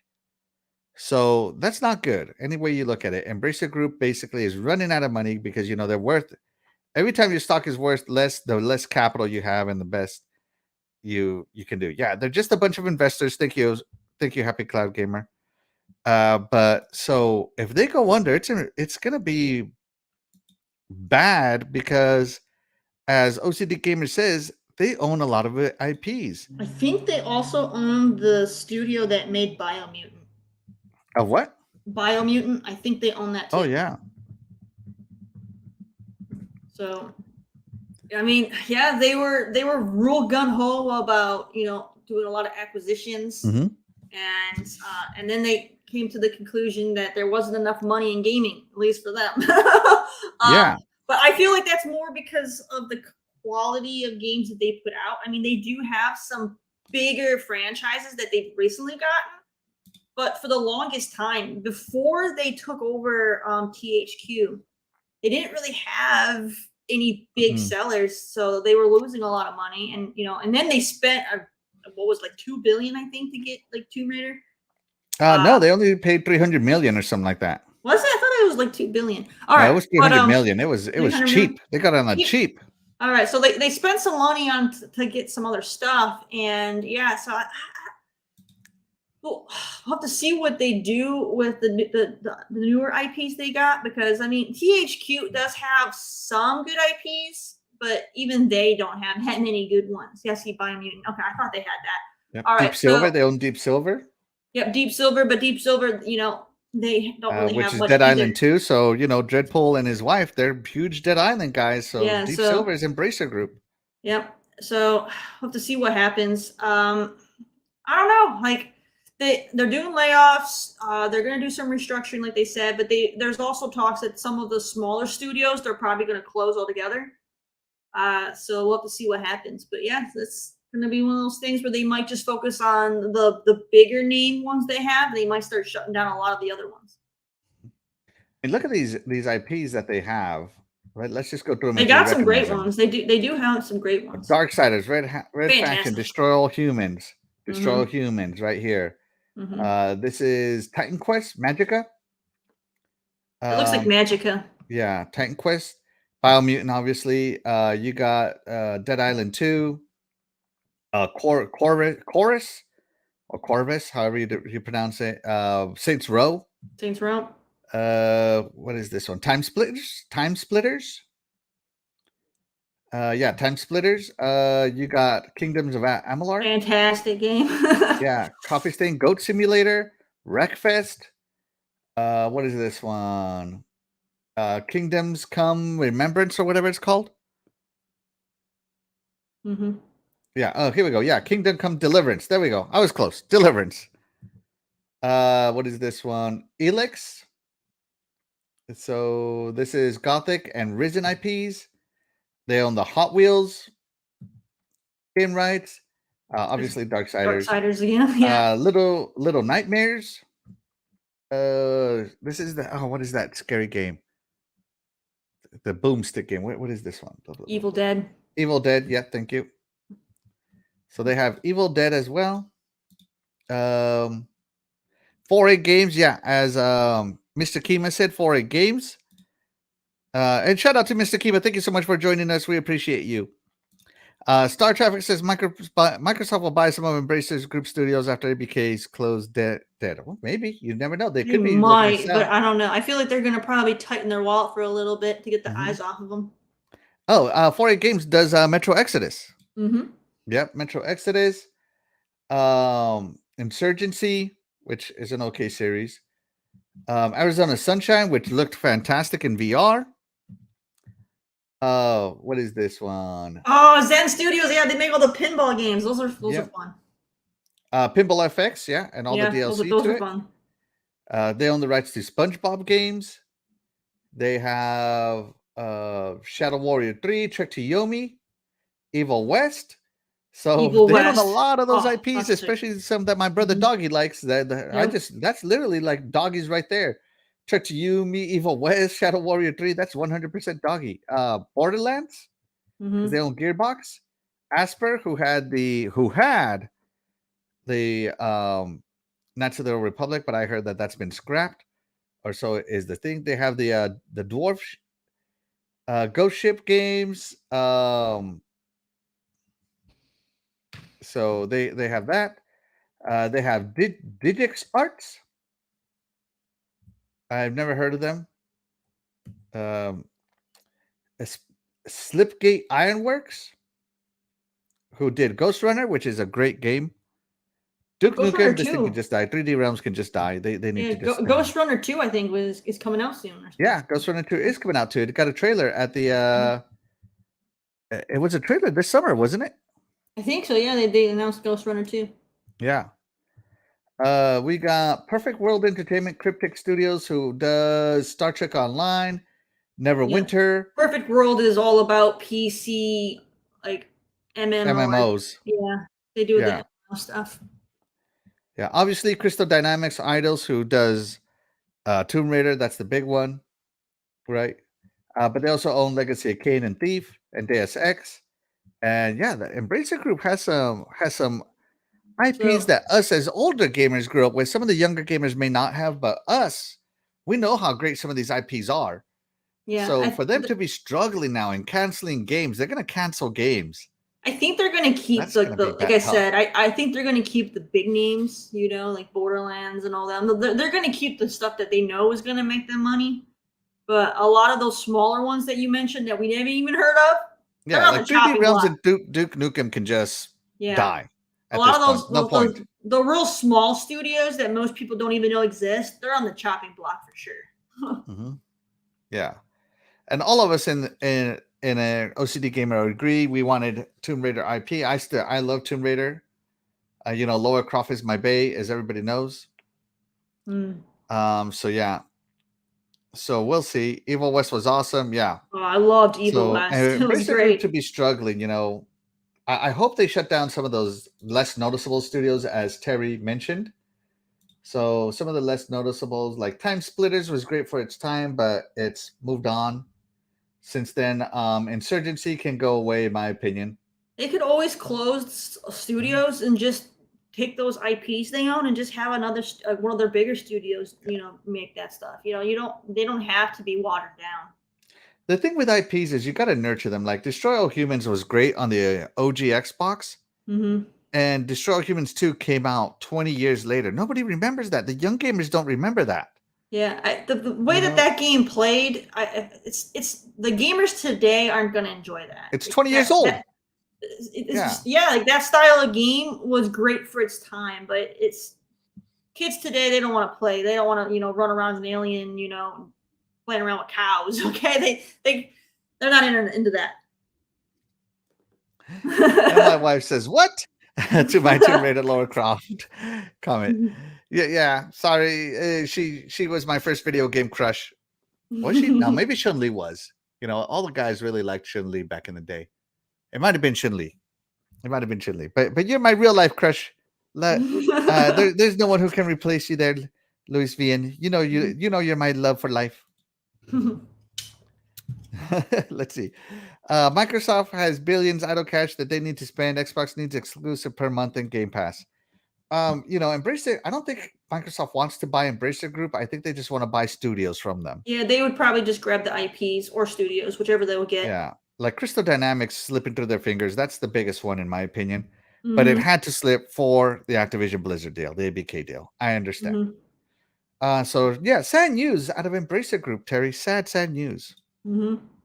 You never want to see some of these places get mismanaged because a lot of those people are just trying to do their passion projects, you know? Yep. So they're not really trying to make a lot of money. They're just trying to make games. Hold on, I got to customize some cookies first before we do this because there's apparently a new website that I haven't been to. So that's going to do it for Embracer Group, guys. Let us know in the chat if you're sad if a Embracer Group goes under. I'm sad, you know, Embracer Group is kind of the big evil, if you will, but at least they were trying to invest into these older IPs. I mean, as long as the studios that are making like the bigger games that we love can Mhm. continue doing their stuff elsewhere, and then I don't really mind it. It's more of if they shut stuff down and then everything just kind of disappears. Like that would be sad. Like, I don't want to see that stuff Yeah. disappear forever. I would rather they sell off stuff. You know. Yeah. So, yeah, big sad. But moving on to other maybe sad or happy news, depending on how you view it. Xbox is shutting down development for the Xbox One. No more Xbox One games. You know, Phil Spencer took a lot of flack for saying that they were only going to focus on Xbox One for 1 to 2 years. They gave us 2.5 years, so no lies detected. And they took a lot of flack from the media for no reason, because you know who's still developing for the PS4 Xbox One generation? Give you a hint, it's not Xbox. So the Xbox One is shutting down. You know, it was a troubled console. The naming was terrible. The TV aspect of it was terrible. I do enjoy it. The Kinect was awesome in my opinion. The Snap was awesome in my opinion. But you know, the Xbox One struggled. It had, I think Xbox only had 5 first-party studios at the time. Instead of the 30 plus we have now, almost 30 we have now. Xbox was getting skipped by third-party publishers all the time. So the Xbox One had a troubled life. And Matt Booty has confirmed that they have moved on, saying, quote unquote, we moved on to Gen 9. Terry, Xbox One, tell us, why did you have an Xbox One first off? Yes. Yeah. I loved my Xbox One. I got a lot of use out of it. I played a lot of games on it. So, I mean, it was a great console generation for me because, you know, I mentioned it multiple times. I'm a third-party gamer. So I had a huge library of games on the Xbox One for me to play because, you know, I don't care about the first parties. So I was happy. Lots of good games for me to play. Yeah. I also loved my Xbox One. I had absolutely zero problems with my Xbox One. I loved it. I loved my Kinect. I loved my Xbox One Scorpio. And it was everything I wanted out of a console. I don't understand how it got the hate it got personally. But I loved it. I loved my Xbox One. I have so many good memories because, you know, I graduated college in 2014, so I could get back into gaming. So I got right into the Xbox One, and I had zero problems finding games to play. It had all the franchises I liked. It had the Xbox Live was still the best online service, as it still is, which is what I love. The digital libraries were amazing. The Xbox Play Anywhere initiative with Xbox One, the backwards compatibility with Xbox One, just so much to love about Xbox One that the Xbox Series X is benefiting from. Xbox One started it all. Game Pass started on Xbox One. I mean, it's the console that ushered in the greatness of the Xbox Series X. You know, like, nobody remembers Alexander the Great's father. Nobody remembers his name. But Alexander the Great would not have been able to conquer the world if it wasn't for all the work his dad did with the army, with his army. Just saying. That's how I feel that Xbox One and Xbox Series X are. Like, nobody would be loving the Xbox Series X as much as they are if it wasn't for all the hard work and all the great features that existed on the Xbox One. I love my Xbox One. I have zero problems with it. Zero. That's another thing. I had zero problems. Zero crash. Like, I'm not going to say it never crashed like a game didn't crash, but I'm talking like zero system crashes. Yeah. You know, I had no hard, like, it didn't suddenly say, oh, you know, your Bluetooth stopped working, your Wi-Fi stopped working, your disk reader stopped working, your hard drive. You know, I had none of those issues. You know, it didn't have the red ring of death or whatever the equivalent would have been for the Xbox One. My HDMI port always worked. It was a fantastic console to me. Very, very well made. I still have both my Xbox One and my Xbox One X. Mine would not play 360 discs. Boo! Boo! You need to get yourself get rid of that fat. Get yourself. No, I'm just kidding. No, so but mine, it, you know, for whatever reason, that feature, that hardware feature on mine was always broken. it just wouldn't play. And, Yeah. and some Xbox One discs, it wouldn't play either. I had a faulty disc drive, but you know, I play mostly digital anyway, so it didn't really faze me. So Yeah. So, Terry, why did you get an Xbox One? because I'm pro Xbox. That's it? Honestly, that's yeah. Well, so it really goes into, for me to explain why I've gone the Xbox route, you kind of needed to know my story of why I've jumped ship from like the other side. Because going back, I started with the NES and I've gone through, I went through all that stuff. And then when it became between PlayStation and Xbox, I had a PS1. I started with the PS1, loved it. Okay. I didn't have a PS2 or a 3 when they were new. I didn't get those until way at the end of the generations where they were long past gone. Then I finally got one. And they all broke.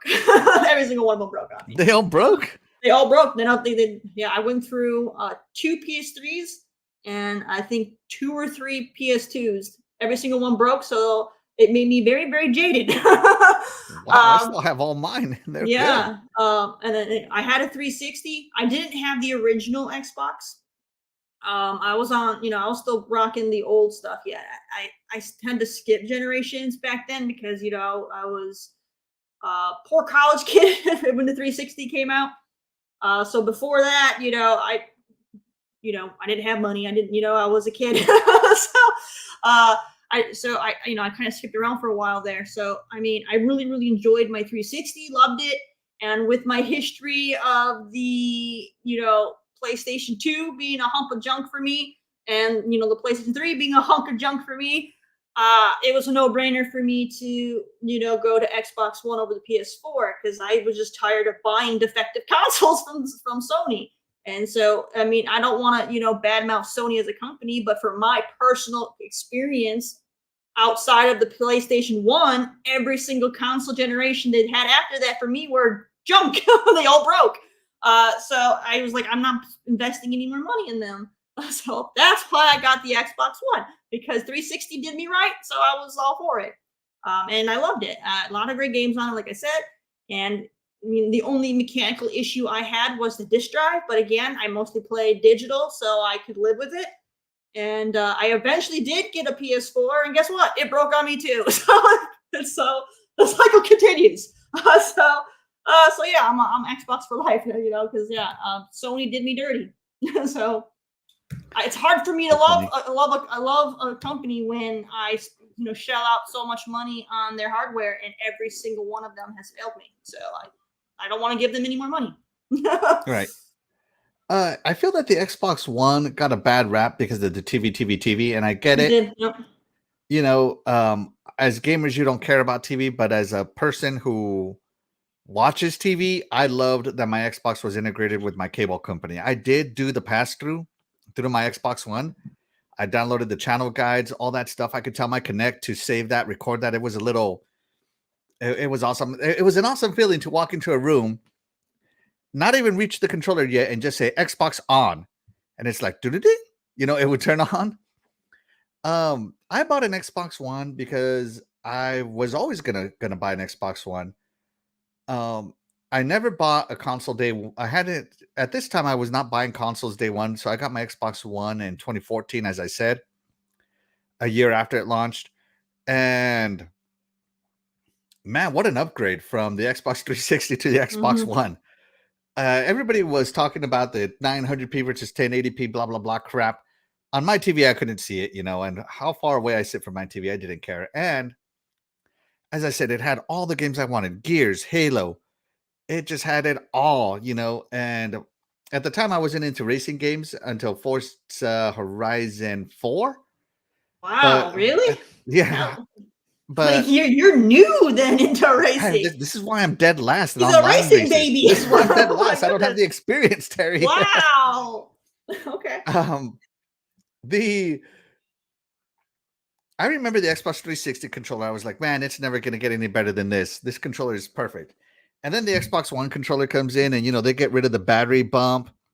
They change the triggers to be more huggy, all this stuff, and I was like, man, the controller is great. The fact that I could talk to my Kinect, record that, capture that, I would actually do that. I would actually talk to my Cortana, talk to my everything. Like, I miss the Kinect. I remember being on Skype calls with my friends from my Xbox.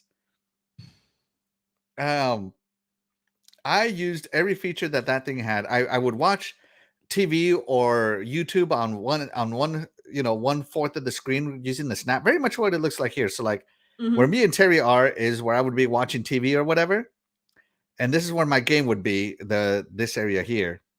And I miss snap. I miss multitasking. you know, I miss they had the like party watch rooms where you could watch a show together. yes. Yeah, the 1 versus 100, the party watch rooms. I remember that watching the Netflix. You could use your avatar. Yeah. Xbox One, I bought it because I was always going to. I was ingrained on the Xbox ecosystem, and I saw zero problems with what they were doing. The TV was weird, a weird E3. But sorry, not E3. It was it was just weird, but they still delivered on the games. That's all I have to say, especially the launch lineup of games for the Xbox One. Titanfall, Rise in a Rome, Quantum Break, all of those were fantastic launch titles. And then 2 years later, Halo comes out. It was just what a time. Halo 4 launched on it as well. Not launched on it, but came out on it as well. Halo 5 came on it. It was just a fantastic console. So yeah, now fast forward, all of us have upgraded to Xbox Series consoles, right? At least on this panel. And Terry, do you ever turn on your Xbox One anymore? No, I traded it in to get the Series X. There you go. Terry has moved on. Bye-bye. Out with the old, in with the new. Out of here. Yep, traded it in. So like traded in my my Xbox One and my PS4 and got my Series X super cheap. There you go. So yeah, no, like I'm pleased with my Series X. I think it's a fantastic console. It's got a lot of great features, and this disk drive works. There you go. So are you happy that Xbox is no longer focusing on Gen 8? They have moved on fully to Gen 9. So now we can really start seeing those Gen 9 that RDNA 2 buzzwords, maybe mesh shaders and what's that restriction? VFR, whatever it is, right? All those technical things. Are we finally going to start seeing the power of the Series X come out now that we've left the 1X, or sorry, the 1 in the past? It's definitely good to move on from that. I fully support it. It's time. Like I said, we already knew when they started when the Series S and X were next gen at the time. We even knew back then that they were going to support the current gen for a few years. Because that's what all of them do that. Doesn't matter. All the big three for consoles, they all support their previous console, for years after they move into the new one. So we knew. So time has come. It's time to move on. I would love to see them actually fully use the hardware, but honestly, I don't know if they will, because even when the 360 generation ended and they finally stopped supporting the 360, and they went, they had the Xbox One, and then they upgraded to the One X. They still weren't fully utilizing the hardware of the One X either. So and that goes for all of the big, companies for consoles. They do that. They will release more hardware that's superior, but they never support, they never release games that utilize the hardware. So I don't know. I would love to see them, change that and fully use the dang hardware before they release yet another console that has, even better hardware that they're still not using, because I feel like it's just like a money trap. People like, okay, the new box has, way better hardware. It's got a, better SSD, and it's got a, faster this, faster that. But you're not getting any games that use it. So now you're just paying another like $500 on a console that does, playing the same stuff the other one did. So why did you spend that money, So I Yeah. want that to stop. I want that to stop. You fully Yeah. utilize it.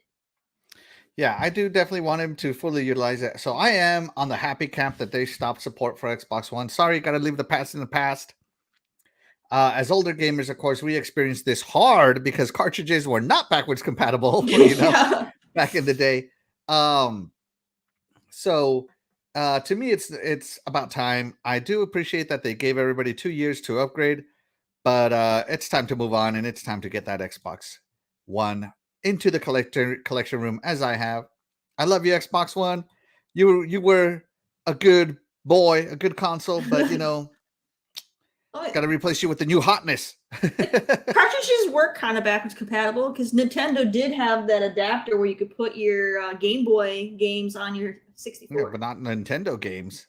I mean, you were. I remember playing the Game Boy Pokemon. You could play that on your 64. No, they had the Super Game Boy. Yeah, I know what you're talking Yeah. about. Yeah. Yeah. Yeah, but they didn't have like a NES adapter. Oh. So yeah. Anyways, Terry, before we get out of here, we had a poll. We had a poll. Are you happy Xbox One is no longer being developed for? A whopping 80% said yes, time to leave 2013. Let's focus on the future. All right, and That's right. 13% said no, I still use it all the time. And then 6% don't even know what we're talking about. Like, why are you here? Yeah, what do you mean? They're new to the Xbox system. Let them be here. Let them cook, Terry. Those 6% are, I don't know. I guess maybe those are like the fresh new gamers, and the Series X is their first console. I don't know. Yeah, let them cook. We got our baby gamers. They got to start somewhere. The baby Xboxers. That's right. Yes, our little Xboxers. So Happy Cloud Gamer says, I'm glad. Remember, you can still play in the cloud on Xbox One. Yeah, I did it. I did it just to check it out. Let's see. Xbox One X was always my favorite looking console last gen. It is a gorgeous console. I can agree. I love my One X. It looks fantastic. Sorry. Let's see. Remember, my Xbox 360 had no issues at all. I got the red ring, but then I upgraded to the Slim. No more problems. Mine. I had no issues with mine. I was lucky. Yeah. I was definitely lucky. Splendifers, my son's PS4 just broke this morning. Oh! You have to manually install the updates. What time to get him a PS5, maybe? Or you know what? Even better, get him an Xbox Series X. There you go. That's right.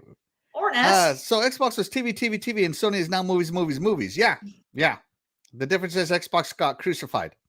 Mm-hmm. That's the difference. Let's see. I bought the Xbox One a year later once they got rid of the Kinect. No, I wanted the Kinect, man. I was all in on the Kinect. I did. I was an early adopter of Kinect. I love the voice commands. Yeah, no, I missed the Kinect. If I could have an option to buy a Kinect for my Xbox Series console, I would. Just saying. I loved it. And I especially love the Snap feature. I wish they would bring Snap back, because Snap was like this, guys. Like, you would imagine you're playing a game and you wanted to Skype call or something with Terry, you could right here, just like this. Back when people cared about Skype. Skype is dead. Whatever. Teams call now. Skype call, is dead. Whatever. I could be watching, watching Halo on Showtime and playing Halo on the back of the day, Yeah. But unfortunately, they got rid of it. You can't even get Snap anymore. It doesn't work. You could They watch disabled it. ESPN while you played Madden. Yeah, exactly. You could watch live sports and get like the upper screen of above Terry would be the live sports, and on the bottom would be like a sports ticker. I remember that. Yeah. It was so awesome. So awesome. Loved it. Very underappreciated feature. If you need Digital Foundry to tell you the difference of an Xbox One game, you should not be playing games. I was happy with my Xbox One. As I said, Lucifer, I was totally happy with I had no problem with resolution. I was not part of Resolution Gate. The whole there's more blades of grass crap, console warring crap that Digital Foundry is like, we're not console warriors. We're just here to analyze. They console war. They want to deny it, but they do. They're very they hide under the stigma of journalism, but they console war. Yeah. And we'll always have that. Like, and honestly, that will always be there. Yeah. The human eye can only see so much, but they'll still ask to see more than what our eyes can see because they think it's just because it's a bigger number, it's better. But I mean, we can't physically. I'm not going to zoom 300 times on my games. Just saying. I'm not going to be like, I don't know, where's my phone? I'm not going to be like, oh, there's a blade of grass while I was running through this field missing, Terry. Oh my god. It's like You Starfield's know. facial hair. It's missing. Facial hair. That's right. It's missing. Can Xbox make controllers with built-in battery packs or ship that way, please? Yeah, that's kind of, they need to get with it. And not that I don't mind the AA route. I frankly don't struggle to replace batteries. It's like a nothing burger to me, but yeah, we're in the era of rechargeables. Yeah, I've never done the batteries. I've always been on the play and charge kick. It's always. Yeah, I buy the little stands that have the rechargeable. Ever since the 360 on them. play and charge kit. Yeah, I haven't used I use the AA's, but I just don't. Rechargeables. We're in the era of rechargeables. Come on, Xbox. Let's see. I was more into PC gaming in the Xbox One era and got a PS4 to Christmas same year PS4 was out. Yeah, I mean, hey, everybody plays what they play. If you're happy with the PlayStation, you're happy. We're not here to try to convince you to switch to Xbox. We're just happy you like Xbox. That's all. Yeah. And I put SSD in my Xbox One X and gave it to my son. It works really well and is a lot faster. Really? Huh. I might have to mod mine. OCD Gamer says ray tracing hasn't really impressed me. You haven't turned on path ray tracing, my friend. Path ray tracing is it's amazing. Yeah. And what do you guys think about the new Series S? Oh, I think it's good that they're giving people an option for $50 more than launch price to get double the memory. These games are only getting bigger and it's time to move up. That's all. And I like the commercial, the Back in Black. That was a pretty good commercial. Did you see it, Terry? I think I might have. I don't think it. I mean, I watched the whole thing, but I don't know. I've always been indifferent when it comes to like re-releasing consoles. I usually just buy the one and I keep that one for the whole gen. I've never needed to upgrade. Yeah, some people don't buy the mid-gen refreshes. I do. Just because I like collecting consoles. Now, I am happy that Phil Spencer said that they have no plans for a mid-gen refresh on the Series X because my wife would kill me. No, I love my Series X. I don't think there's a need to upgrade it. I'm fine with the Series X for the remaining 6 years that we have in the console generation. 6 to 7 years that we have left in the generation. So I am happy with my One X or with my Series X very much. And I don't want to buy another console. I want to enjoy the console I have. It's just that there was such a huge leap between the Xbox One and the Xbox One X and resolution, fidelity, and speed that it made it worth it to me. And honestly, the Xbox Series X would have probably looked more next gen if it wasn't for the One X, because the One X could already do 4K and all that other stuff. The same thing the Series X can do. It's just, the One X is much faster. The Series X, it's much faster. But yeah, here it is, Back in Black, the Xbox One S with a 1 terabyte SSD in it. It looks fantastic, I think. They should have put green on like the vent or something. They should have put like a green Xbox symbol here. Why are they not putting this Xbox symbol here? I have no idea. They need to. Literally, that's like the prime spot. It's right the shape of the logo. They need to put this Xbox symbol right here, and it would be perfect. Yeah. Anyways, guys, that's going to do it for the show today. Thank you so much for tuning in. Sorry we went over. I'm glad you guys let us cook. I'm glad we have 22 viewers of you guys here. If you're lurking in the background, we appreciate you too. If you're engaging in the chat, we love you guys. We love engaging with you. But guys, it is Father's Day. It's time for you to go celebrate fathers with your dads. If you are a dad, go let your family spend time with you. Yeah, all that good stuff, guys. What else? No, with that being said, guys, thank you so much for tuning in. Thank you so much for watching. You guys are incredible, and that's why you guys, the chat, will always be the MVP to any of the shows here on the Iconic Video Games channel. With that being said, we are out of here. I'm Axel1324. And I'm CoolCatTerri. We'll catch you guys later. Bye.